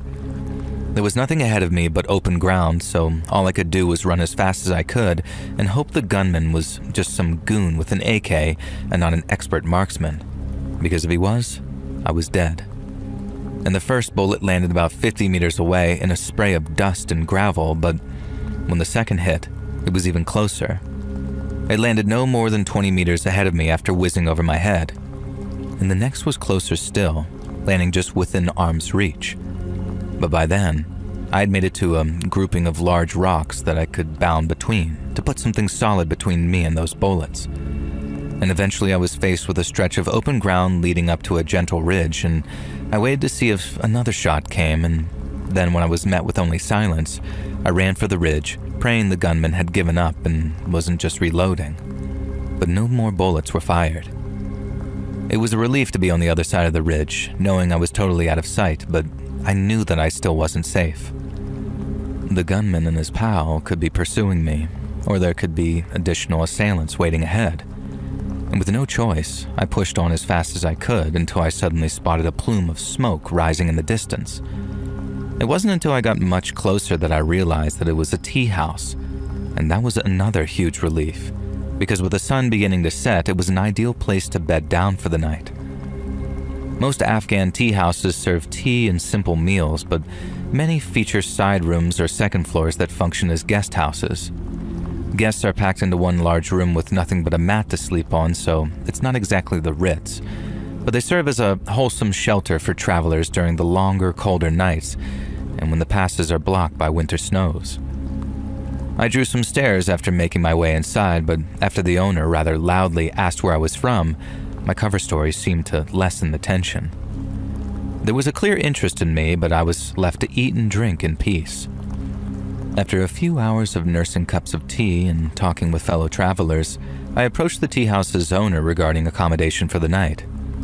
I was directed to a back room where, just as I expected, several other men sat on their sleeping mats, which were placed around the room.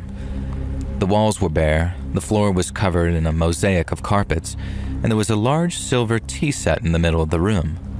But what really grabbed my attention was the Kalashnikov that sat in one man's lap. Some of the men seemed to recognize me from the tea house's main room and greeted me before telling the others who I was, or rather, who I wasn't. I ran with my cover and began asking their thoughts on Al-Qaeda, the United States, Osama bin Laden, while writing notes in Farsi shorthand on a notepad. They bought my story wholesale, and in line with Afghan hospitality customs, they promised to do their utmost to look after me during my stay. But then, after one of them asked me how my stay in Afghanistan had been, I couldn't help but mention the unfortunate shooting incident which had occurred earlier that day. Some of the men tutted and shook their heads, muttering "Badmashi," which means like criminals or gangsters. But as I described how the distant shots had come out of nowhere and I'd rushed forward into cover, I noticed the man with the gun shared a very sheepish look with another man sitting next to him. The Afghans pride themselves on being good hosts, so I initially confused the look with one of embarrassment. But when I finished my story, you can imagine my shock when the man with a rifle basically said, "Sorry, that was me." He did it in a very long-winded, very Afghan way, with a "I shot at someone today, but it couldn't have been you," becoming "It might have been you," and ending with "It was probably you, and I'm sorry." And to understand how surreal this was for me, you have to understand the manner in which this man was apologizing to me. If I almost killed a man, if I almost orphaned his children and widowed his wife, I'd beg his forgiveness. Not just because he could quite easily have me imprisoned, but because I'd have robbed him of his most precious possession, his life. But that is a very Western mindset, because there are places in the world where human life is not nearly so highly valuable. And so when I say that the man apologized to me in a way that you might do after bumping someone's trolley in a supermarket, I say it sincerely. To him, his shots didn't hit me because God didn't let them. If I was favored by God, then I must be all right. But why shoot at me in the first place? And when I asked the man, he said that it was for two reasons. The first being that I was quite obviously a foreigner. This utterly confounded me, as I'd spent months preparing and was kitted out in authentic and well-worn Afghan attire. Yet according to the gunman, he knew that I wasn't Afghan because, and these are his words, I didn't walk like it. And then since there was a good chance that I was some kind of American infiltrator, not far off, boys, the gunman decided that there was no harm in shooting at me. He says this to his companion, but his companion laughs and then says something to the effect of, "You'll never hit him at his distance, you're a terrible shot." To which he replies, "Oh yeah? Watch me." It was a bet. I was nearly shot and potentially killed over little more than a bet. The perpetrators were deeply apologetic and claimed that they'd never have shot me if they'd known that I was an Iranian Muslim. But it was still a very strange and very bitter pill to swallow that I'd nearly been killed to prevent a man losing face. And it was also a reminder that if they found out who I really was, I'd be in a hell of a lot of trouble. So instead of showing what I really felt, which was a mix of terror and relief, I acted calm as you like and told them God obviously had a plan for me. And both men were very pleased by my veneer of fatalism. But it was just that, a cover. As deep down, I was more frightened than I'd ever been in my entire life. Yet thanks to my training, I'd learned not to show it. The group and I talked until the wee small hours of the morning, and I made notes on anything and everything pertinent. The two men even offered to walk me further up the mountains so I could reach Taliban positions in safety. But I departed before the call to dawn prayers while everyone was still asleep. I reached the Taliban positions, conducted a few interviews with their lieutenants and commanders, and all without having my cover even close to being blown. And then just a few weeks later, American B-52s were dropping bombs on them, all based on my intelligence reports. And I sometimes think about that tea house and I hope it survived the American bombing. One day, God willing, I can go back there and be a traveler under some very different circumstances.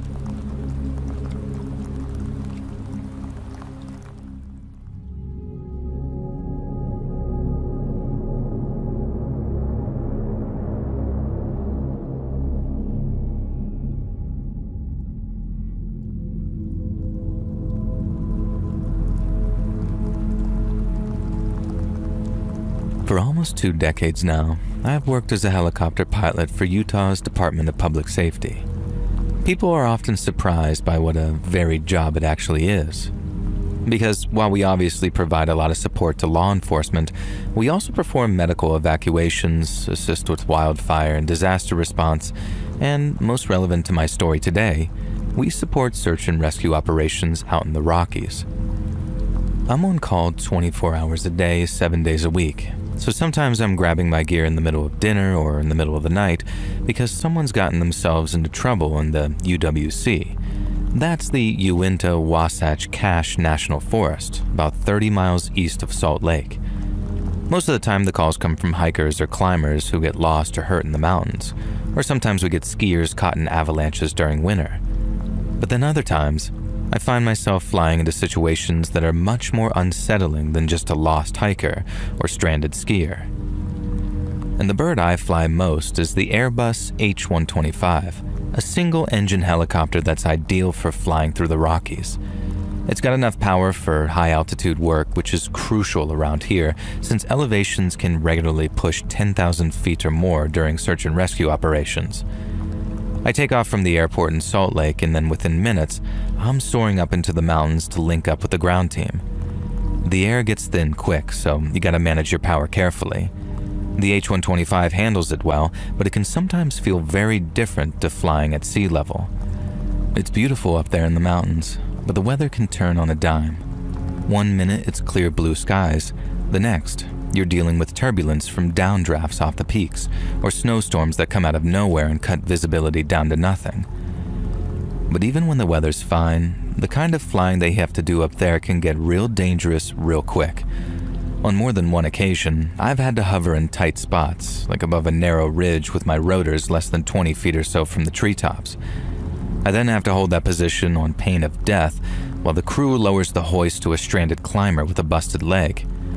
Those hoists really come in handy for pulling people out of tough spots, like steep canyons or cliffs where you can't land, but they're not a fix-all.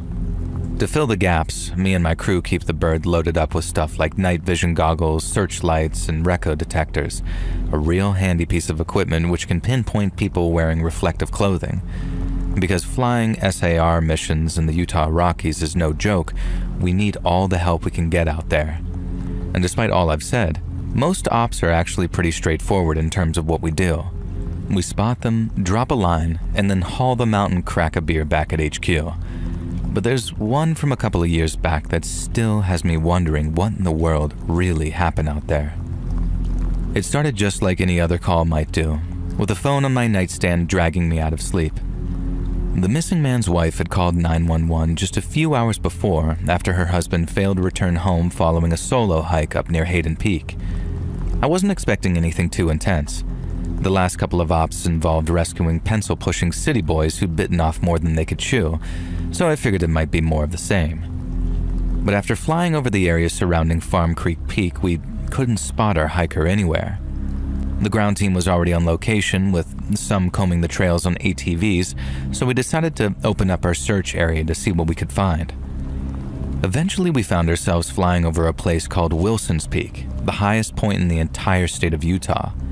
And the terrain up there is brutal, with sheer cliffs and deep snowpack, and since it was a long way off the area our hiker was said to be, we didn't expect to find anything. But no sooner had we gotten close enough that my pilot spotted something through thermal imaging. It was weak, but it was damn sure human-shaped, and it was up on a narrow bluff about 8,000 feet up. I banked us closer, eyes peeled, and then suddenly, there he was, the missing hiker. He was sitting near a ledge, no tent, no pack, just him in a thin jacket, limply waving one arm and looking like he'd been through hell. I radioed the ground teams, telling them that we had a visual and passing on the man's coordinates, and the ground team acknowledged and then sent ATVs in our direction. But after a tense 20 minutes of them probing the approaches, the leads come back over the radio saying the approach is iced over and far too steep. To get to the guy without putting the chopper in danger, they'd need specialists with climbing gear, which would take around 2 hours. The trouble was, from the looks of him, I didn't think the guy had 2 hours left. Now I looked at my co-pilot and he looked at me and we both agreed, screw it. We're going in low, drop the line. And to say it was a risky move would be one heck of an understatement. Regulations say to keep a buffer for wind shear and rotor wash, but I dipped the nose and threaded the chopper between pine trees and the contour of the slope. The altimeter started yelling warnings at me as we got within 50 feet of the bluff, which was dangerously low for a winch op in such gusty conditions. My winch medic, a guy with balls of steel named Tony Reyes, clipped the winch to his rig, lowered himself onto the cable as I hovered in place, then edged across the ledge towards our missing hiker. Once he reached him, Reyes asked the guy if it was good enough to hold on to something. The guy couldn't stand, but Reyes managed to get the very unglamorously named crotch strap between his legs, and then with a little assistance, he was good to go. We couldn't linger. Fuel was burning and the winds were picking up. I spotted a flat meadow a mile down the valley, clear and flat enough to safely set down Reyes and the hiker. My co-pilot pulled the line up a little and up came Reyes and our hiker, and then off we went to gently drop them off before I set us down and we waited for the ground crew. Once our rotors were still, myself and my co-pilot hopped out to go check on the hiker. We found him propped up against a log, wrapped in foil blankets, while Reyes set up an IV, but something was off. Our hiker had been missing for less than 24 hours, but he looked gaunt, like he hadn't eaten in days, and he was dehydrated to the point that his tongue was a little swollen and he had trouble speaking. Even stranger, the guy couldn't seem to remember his own name, not at first anyway. Hypothermia makes people slow, but it doesn't fog their memory, and this guy was all glassy-eyed and confused when we asked his name. He didn't say it, but we could tell that he couldn't remember. And then after maybe a minute or two, it seemed to just come back to him, like the phone number of an old girlfriend or something. And I remember kneeling down next to him and saying, "Hey buddy, what happened? How'd you end up in that?" And he broke eye contact and then stared off, kind of blinking for a second, before saying he couldn't remember. The only things he did remember were hiking alone, realizing someone was following him, and then running to try and escape them. Then the next thing he knew, he was way up the side of the mountain, too exhausted to climb back down again. That was it. No significant details to go on. No coherent timeline. Just he was alone, got scared, and then ran in a blind panic till we came to again. The ground team rolled up on their ATVs within maybe 10 to 15, and then the medics began swarming the guy. We waited for Reyes to finish talking to the ground team lead, hoping that the guy would get more talkative as he warmed up. But he didn't. His memory stayed foggy, and we never found out how a guy with no equipment climbed all the way up to that bluff. The paramedics chalked it up to exposure or delirium, and missing hikers often try to climb up high so aircraft can spot them and don't anticipate the nights getting fatally cold. So after they loaded him up, they took him off to the ER in Provo for treatment, saying all would make sense once the guy's memory came back to him. We wrapped the op, flew back to base, and then debriefed with all the standard paperwork. Now we'd done our job, maybe even saved a guy's life in the process, so it should have been high fives all around after hitting the bar for celebration beers. But all we did was sit around talking about it because none of it made any sense. The bluff near Wilson's Peak was almost a day's walk from Hayden, the place the guy was reported missing. That meant that he'd hiked and climbed over 15 miles as the crow flies to get from Hayden to Wilson, which, if you know the terrain, seems next to impossible, especially at night. And then to get up the bluff that he was on, he must have truly believed that his life was in danger because I don't know if you're a climber or if any climbers are actually listening, but I'm talking class 5 scrambling against vertical faces, something any usual amateur would consider themselves incapable of. Now this guy had no climbing gear, no experience listed in his profile, as the family confirmed that he was a casual weekend walker from the flatlands. And so in that case, how the heck did he free climb that in a panic, in snow, without breaking his own damn neck?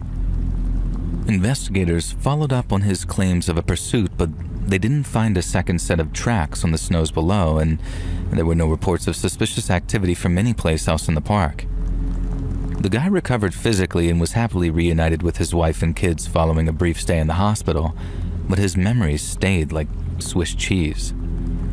The last thing he recalled clearly was realizing that he was being followed, and then apart from a few flashes of running, climbing, and fearing for his life, it was all dark patches. In the years since, I must have gone it over in my head maybe 100 times already, and I wonder what spooked the guy so bad. that he actually turned into a damn mountain goat. And the only thing that really tracks is a bear. A big old black bear standing on 2 legs, which might have started chasing him on 4. And that's the only sight that I could figure would trigger that kind of primal fear, in which case it could have been a mama bear just taking care of her cubs. But then what if it wasn't? What if it really was a man out there lurking among the trees and waiting for some hapless hiker to come along so he could hunt them through the trees? I mean, let me know what you think, but both are scary in their own way. But it still doesn't explain the distances involved or how our hiker climbed up that bluff. And it kills me thinking I'll never find out, and it will forever remain a mystery.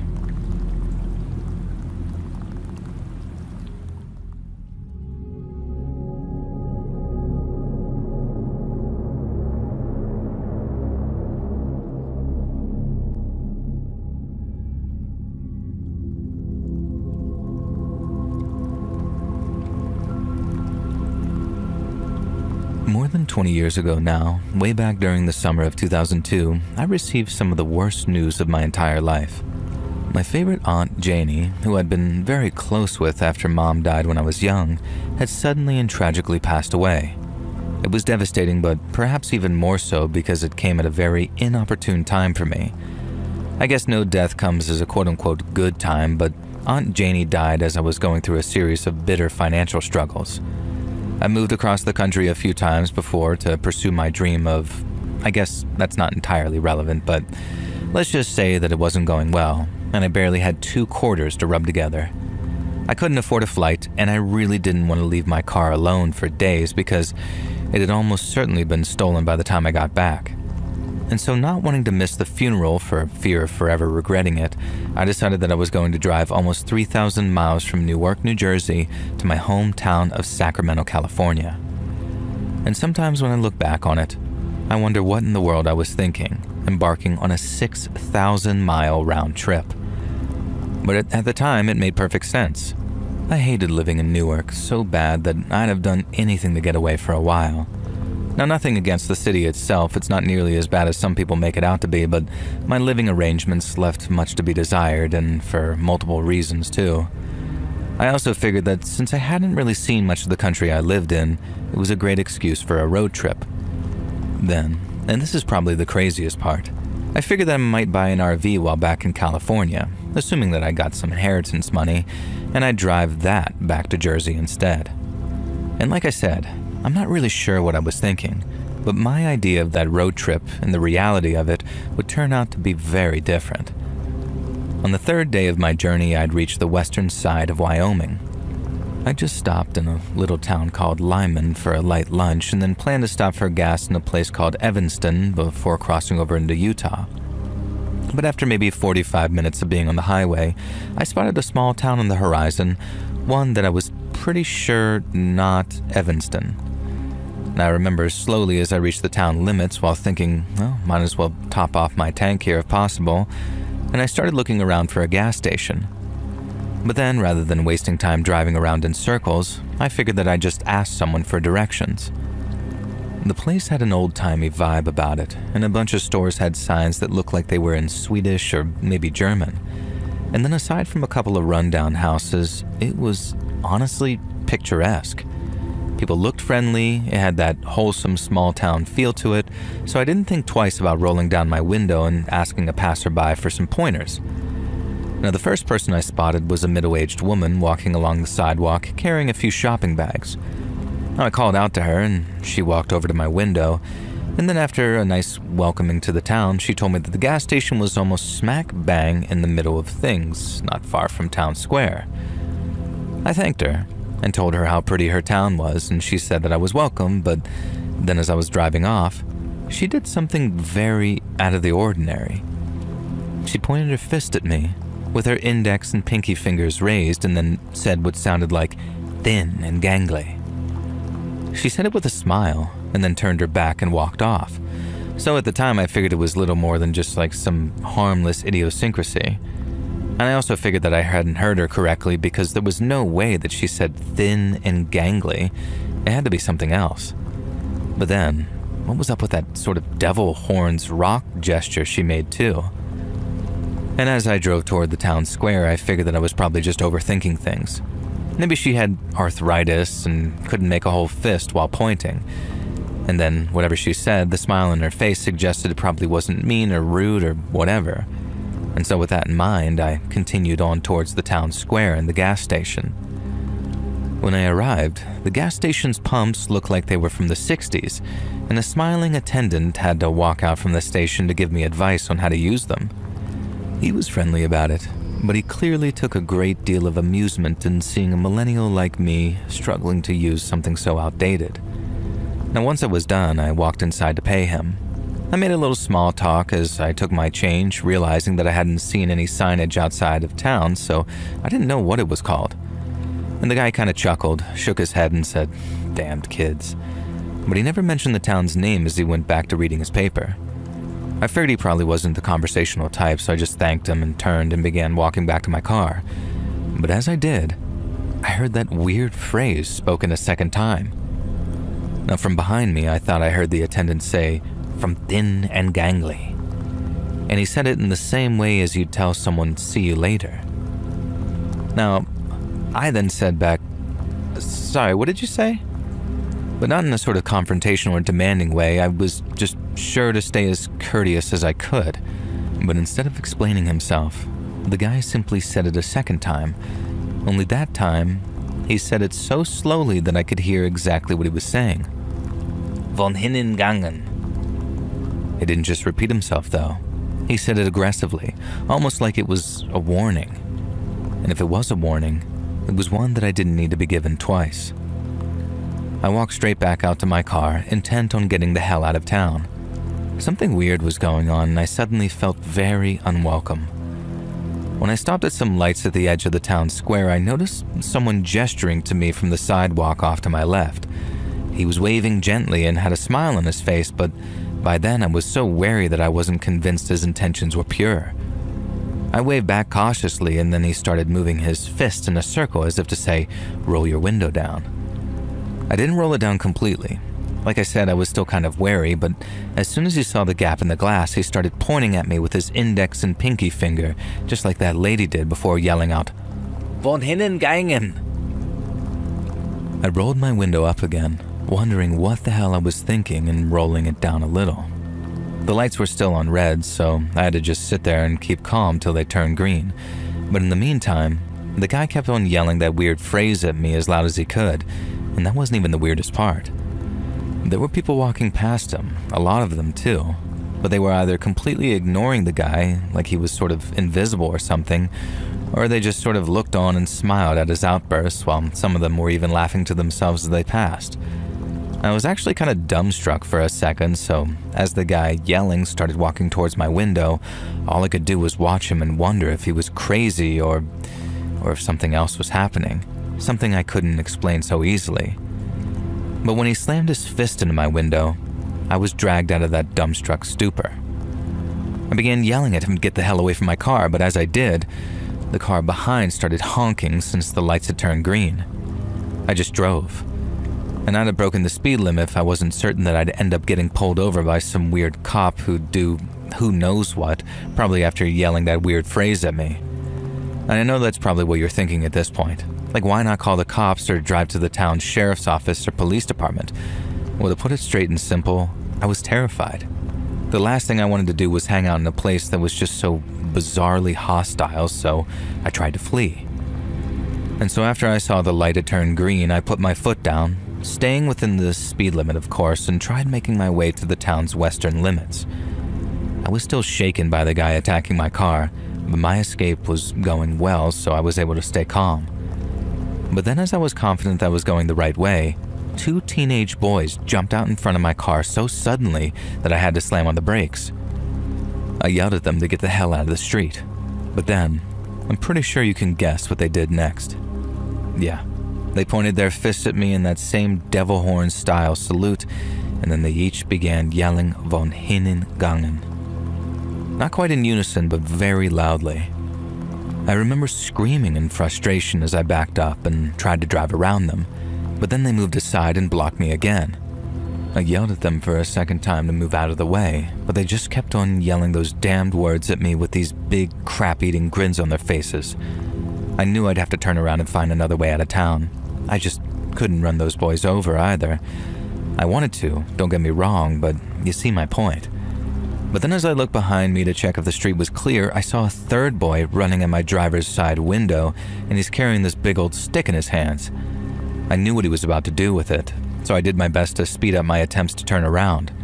But I was too slow, and he was too quick. But he wasn't just quick.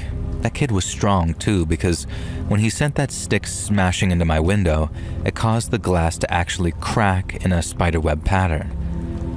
Now I screamed, and the boys laughed, and then honestly I didn't try to run them over, but they were forced to duck out of the way as I put my car into drive and put my foot down again. They didn't just quit it either. They chased my car running as fast as I could until I reached the town limits, and I kept looking up into my rear view watching them run right down the middle of the street. A couple of grown-ups were walking around, but they didn't seem to pay any attention at all to those boys as they ran screaming behind my car. I distinctly remember yelling, "What the F is wrong with this town?" as I finally hit the open highway, trying desperately to stop from breaking down completely. And I think I lasted about 5 or 6 miles tops before I pulled over to the side of the road and burst into tears. It took a while before I was calm enough to drive again, but then I got back on the highway and I realized that I wasn't where I thought I was. It took a while to actually orientate myself, but when I did, I managed to get back on the road to Evanston. When I arrived about an hour later, I stopped and checked a map to see where the sheriff or police department was. I didn't want to ask any more strangers, I didn't want to risk it. I drove to the police department, and then after arranging to talk with an officer, he led me to some kind of interview room where I told him the whole story.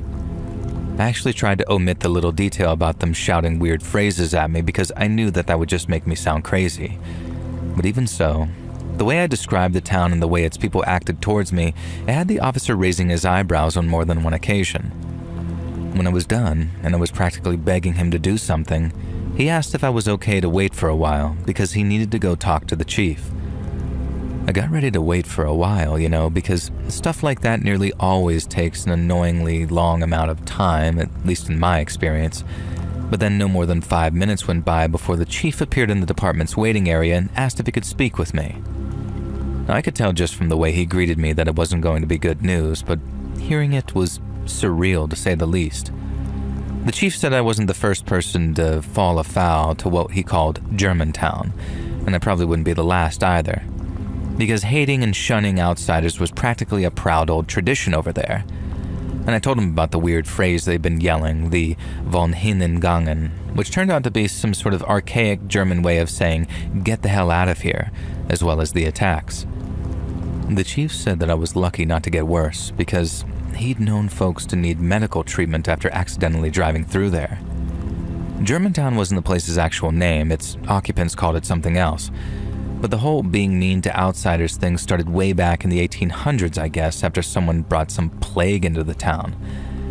They were already super old school religious and had a lot of superstitions, so after that it became tradition to just sort of shoo away outsiders. I asked if it had happened before, and worse too. Why hadn't anything been done about it? I thought the answer would be a complicated one, but it wasn't, because all it boiled down to was a small town banding together and putting up a wall of silence. The most the county had ever been able to pin on anyone was a disorderly conduct charge, because local law enforcement essentially refused to do anything about crimes perpetrated on outsiders. I could try to gather evidence for litigation, but without witnesses, there wasn't a case. And so according to the police chief there, the best thing that I could do for myself was to get in my car, keep on driving to wherever I was going, and just try to forget it ever happened. Now anything else would only bring on more trouble. And I couldn't believe what I was hearing. I mean, call me naive, but I thought that there was a common law in this country that meant that people couldn't just get away with stuff like that. But obviously I was wrong. The chief said everyone in Evanston always avoided Germantown like the plague, or if they did drive through it, they made damned sure not to do so with a low gas gauge, and they never, ever stopped. Now, I made it to my aunt's funeral, but I never did buy that RV. I ended up flying back to Newark, grabbing my things, and then flying back to Sacramento to live with my dad. There's a whole other story to that, but let's just say that what I experienced in Germantown had me reassessing what was important in life. We kind of normalize cities as being dangerous places, or just accept certain neighborhoods or streets being tantamount to a sort of no-go zone.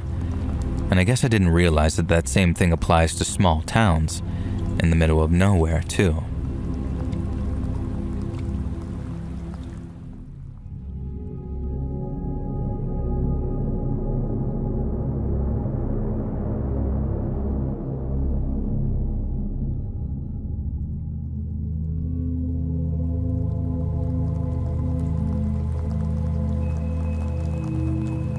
One morning, way back in October of 2007, a retired day hiker was trekking up the North Lateral Moraine Trail when he came across a shallow karst cave system just off the beaten path. He claimed to have interest in what he called pioneer relics, things like rusted tin cans and shattered crockery left behind from the old covered wagons which used to snake through the Front Range.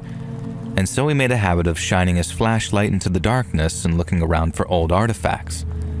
But what he found that day was no antique. He found bones, human bones, and said that they were scattered around the cave floor and looked old, bleached, and white. And he thought that they were just animal bones at first, but then he found the skull. He told the dispatcher that he realized that it was a skeleton, maybe one left over from the Donner Party, or at least some other tradition of the sea type situation. And he said they looked 100 years old, but he was wrong. And the person that proved him wrong was me. Whenever anyone finds human remains and they're not fresh, medical examiners like me get a call. And it's our job to head out to wherever the remains are found and give our expert opinion on how and why their owner passed away.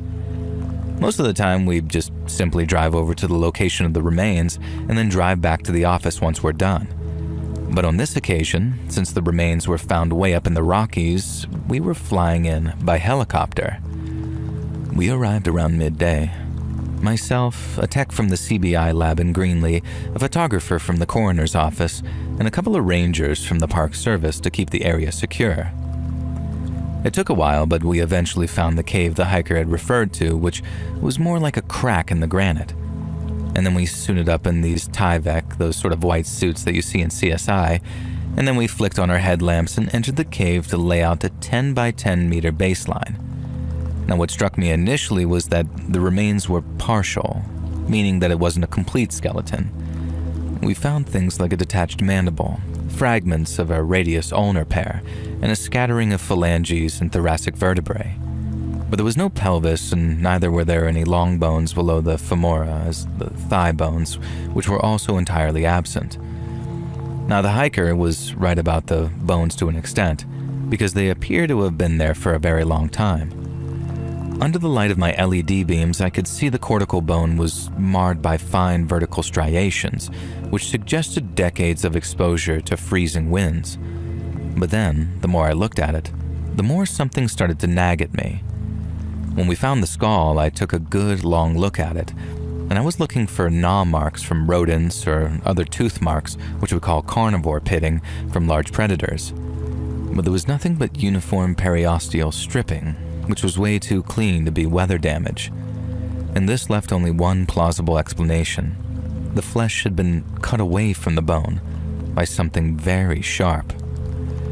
Now I bagged a sample right there, a shard of bone used for our preliminary histology, which is the fancy term for putting something under a microscope. And once we made a mobile unit set up at the trailhead, we ran the sample under the portable FTIR spectrometer and then watched it as it lit up like a flare. There was a high amount of hydroxyapatite crystallinity, but the sample also exhibited some unusual thermal degradation signatures, which to me indicated sublethal heating at a temperature of around 170 to 220 degrees Fahrenheit. There was no charring, and what we were looking at wasn't any kind of regular diagenesis or decomposition, and that left only one feasible explanation. The bones had been boiled. After returning to the cave and continuing our analysis, more pieces of the puzzle began falling into place. We found a well-used, enameled iron cooking pot at the rear of the cave, Traces of bone marrow residue clung to its interior, with its lipid profiles consistent with the same kind that comes from human femurs. High in oleic acid, low in polyunsaturated fats. The discovery of more bones proved that the defleshing had been anything but crude scavenging. It had been methodical. There were parallel incision marks on the ends of the bones, and judging by the microstriations, they'd been inflicted by some kind of carbon steel filleting knife, most likely complete with a serrated edge. And to the best of my judgment, I'd have to say the flesh had been removed immediately after death, before the bones were simmered to make a broth of tenderized marrow. There would be no logical reason to do this other than consumption, in which case, it made sense that the lower limbs were missing, as the medius cuts had most likely been hauled away for later. Now, in plain English, this wasn't the kind of survival cannibalism people were forced into on the Oregon Trail. It had been staged in isolation, most likely to evade prying eyes of rangers and hikers. This wasn't desperation. This was a feast. We had the remains airlifted to the Denver lab that afternoon, where a full post-mortem unfolded over the course of several weeks. Now, it took a while, but we heard the carbon dating on the sample we took pegged the year of death between 2003 and 2005. There was no corresponding dental records for the teeth that remained in the skull. The molars showed moderate damage, but there were no fillings or orthodontic work done, so my best guess involved being some kind of vagrant. Now, we extracted some degraded DNA and then ran it through the state's database, as well as CODIS, the FBI's combined DNA index system, and we got 0 hits. There were no familial matches, no cold case crossovers, nothing. And in terms of where the victim was from, enamel analysis hinted at a Midwestern upbringing. But in contrast to my theory that this person was a vagrant, the only thing that came up in the toxicology reports were trace caffeine metabolites. There was no indication of a struggle, no restraint artifacts on the wrists. Cause of death was most likely asphyxiation or blunt force, executed elsewhere, then transported to the karst cave for what I guess you might call the harvest. The case files have been archived for more than 6 years now, gathering digital dust in the Colorado Bureau of Investigation's unsolved ledger. Now, the killer, who was most likely male considering the brute force required to do what he did, clean slipped the noose, so to speak, meaning somewhere out there in the sprawl of flyover country, or maybe in some tiny mountain town, there's a murderer and a cannibal breathing free air. I used to imagine it sometimes, his pot bubbling over with bone broth as he packaged up the better cuts. I can't forget it, and I know I never will. Because in this line of work, some fractures never heal.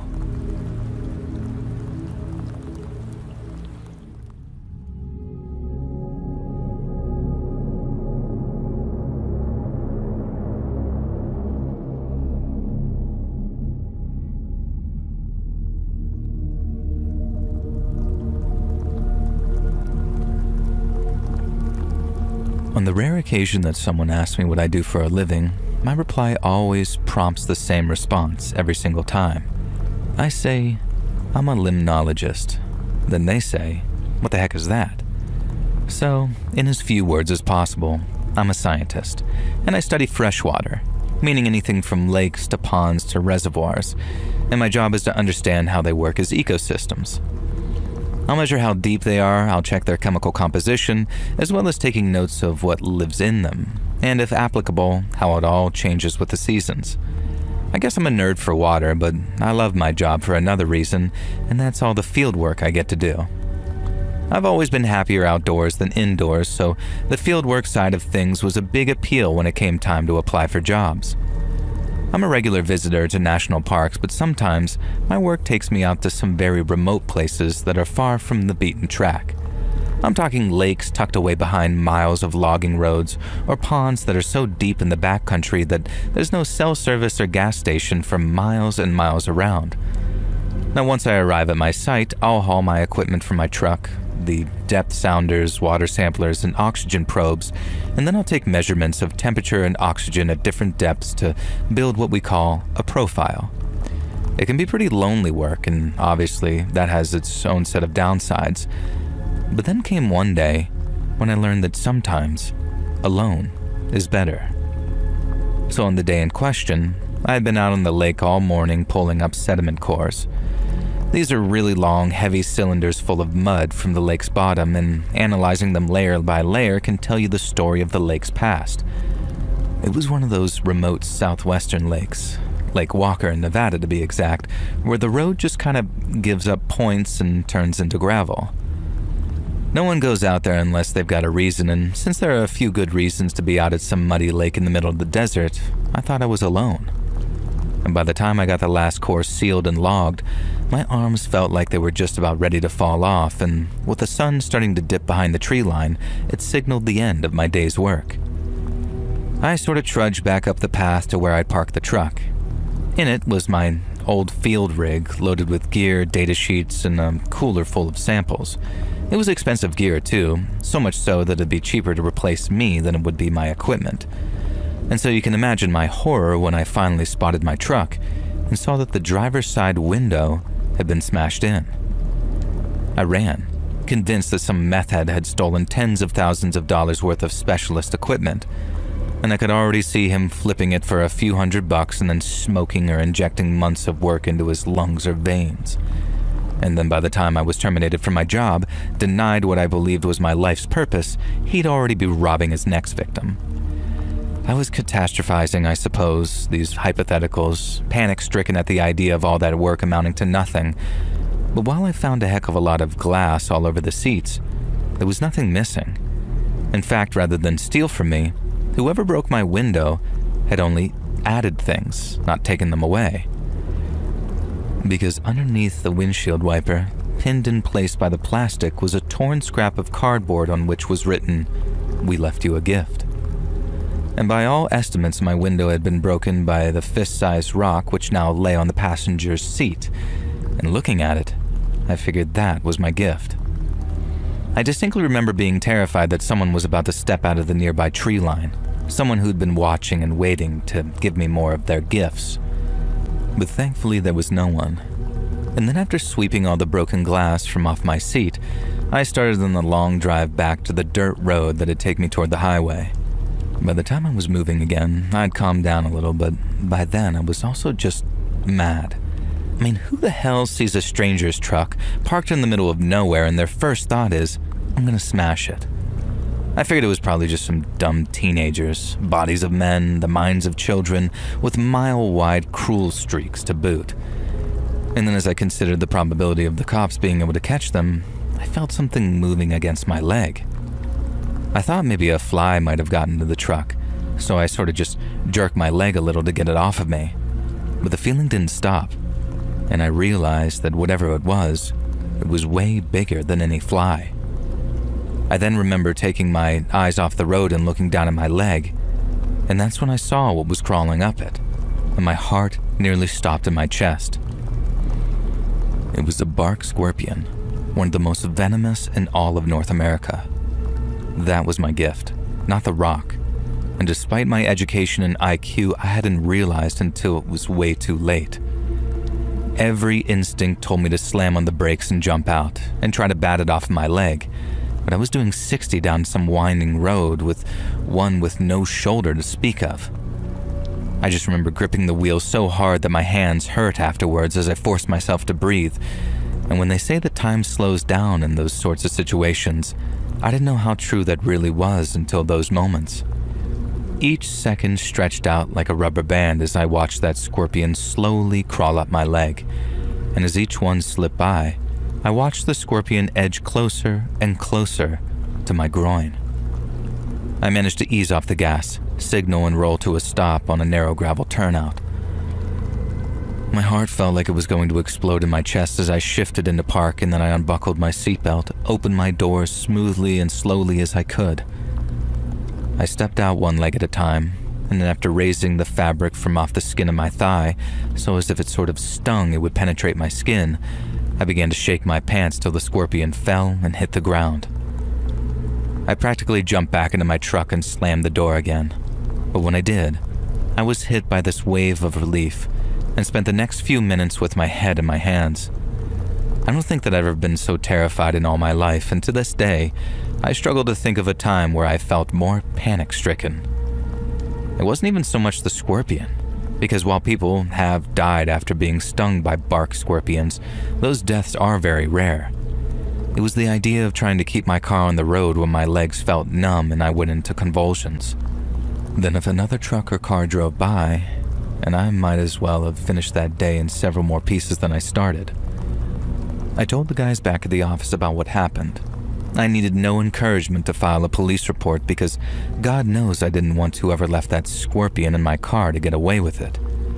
But I also knew that there was a very slim chance anything would come out of it, so I wasn't surprised when months turned into a year and I didn't hear back from the cops in Nevada. To this day, I sometimes catch myself wondering who the hell would do something like that and why, but I think deep down, I know. My grandpa used to say some folks were born with the devil in them, and while I have a more scientific explanation, it doesn't make it any less digestible. Some people are just bad, and there's nothing anyone can do about it.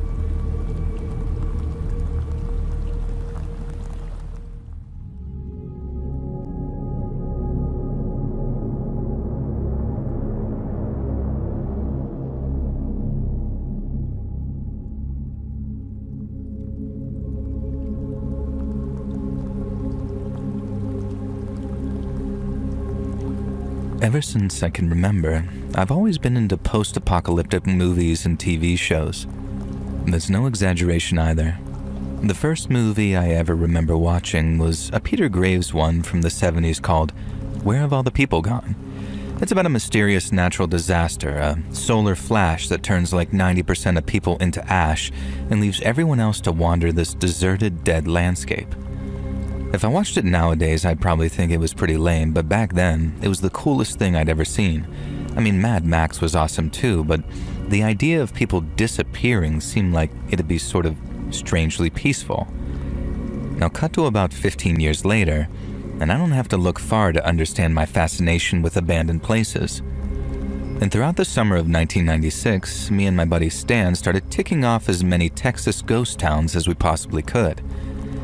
We visited Mesquite over in Borden County, and then we hit up Best and Reagan and Langley over in Valverde.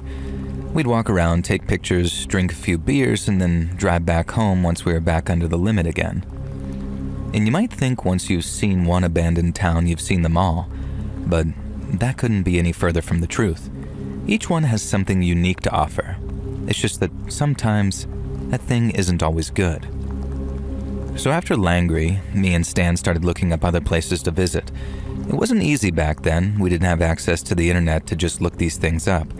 So when Stan found a place, he called me up, excited as hell, and told me all about a little place called Lobo. Apparently water was found in the area back in the mid-1800s, and it became a watering hole for pioneers heading west. A railroad depot was established a few years later under the designation Lobo because of all the wolves that roamed around the area, and that's how the town got its name. By the late 20s, the town had almost 30 permanent residents, but more than 100 railroad workers that were stationed around the depot too. There was a hotel, a general store, and a bunch of other businesses. And then came the earthquake. Well, 2 earthquakes, and then the wells ran dry. Stan said that, and he swore this was no word of a lie, a guy called William Christ bought the whole place in the 60s. He opened up a general store and a gas station in the hopes of reviving the place and offered discounted rents to anyone who'd come live there. But then, weirdly enough, there was a weird kind of crime wave around Lobo, and then a bunch of Bill Christ businesses all burned down one night, and he abandoned the place. That was 1991. Meaning by 1996 the place had been abandoned for 5 years. But unlike a lot of other places, almost every building in Lobo was still standing. In fact, I'd say it was the most complete abandoned town we'd ever visited, and the closest I'd ever been to recreating the stuff I saw in Where Have All the People Gone. As you can imagine, I was absolutely over the moon, and so was Stan. It was like we'd walked straight onto the set of some post-apocalyptic survival movie. But little did we know, it was about to become part horror movie too. because after walking around for no more than a few minutes, me and Stan had heard a sudden scream. It might sound dumb, but at the time, I looked at him and asked if he'd set it up. Like he'd, I don't know, paid someone to stop by and scare the crap out of me by unleashing some blood-curdling scream. But I turned to him, and the look of fear on his face told me all I needed to know. Since we'd heard Lobo was popular with urbex enthusiasts, some people who also appreciate abandoned places, we figured some other group had run into trouble, some obviously painful trouble by the sounds of things. So we did what we'd want anyone else to do if that was us in that situation, which was run to help. We ran in the direction of the screams, then as we got closer, we heard the sound of someone else cursing. I don't know about Stan, but I thought it sounded like whoever he was with trying to calm him down. He'd fallen, broken his leg, and his buddies telling him to keep quiet so he can concentrate. But it wasn't that at all. Stan yelled out, "Hang on, we're coming," at which point the person screaming started yelling, "Please help me," and all sorts of stuff. And we heard the other voice again too, and right away, I realized that we might have misjudged the situation. Something didn't sound right about the way that he was talking, but I could barely hear him over the screams. So I also didn't stop running because both me and Stan were still under the impression someone needed help. Well, they did. There was just no way that we could save them because the people making him scream found me and Stan before we could find the person needing saving. We didn't see the guy, we just saw some 6-foot monster wearing gloves and a crowbar, and then another guy, smaller, yelling at the bigger guy to get us. Now we turned on our heels and then sprinted all the way back to the car with that huge guy on our tail. But thanks to him being such a muffin, we were able to safely outrun him, and last time we saw him, he was in our rear view as we drove off. We called the cops from some gas station and then drove with some deputy all the way back to where we'd been so he could see exactly what we were talking about. We didn't expect anyone to be there when we got back, and we were right on that. But what was left was a lot of blood. We think someone was being tortured. Maybe for information, maybe just revenge, and the people who orchestrated it were obviously some very shady people. If they were killing someone out there, they'd do it just before fleeing, right? So it had to be torture, and just writing that out gives me chills. It was the first time that we'd run into anything like that while touring some abandoned places, and while it wasn't the last, nothing ever quite compared to the insanity that happened that day in Lobo.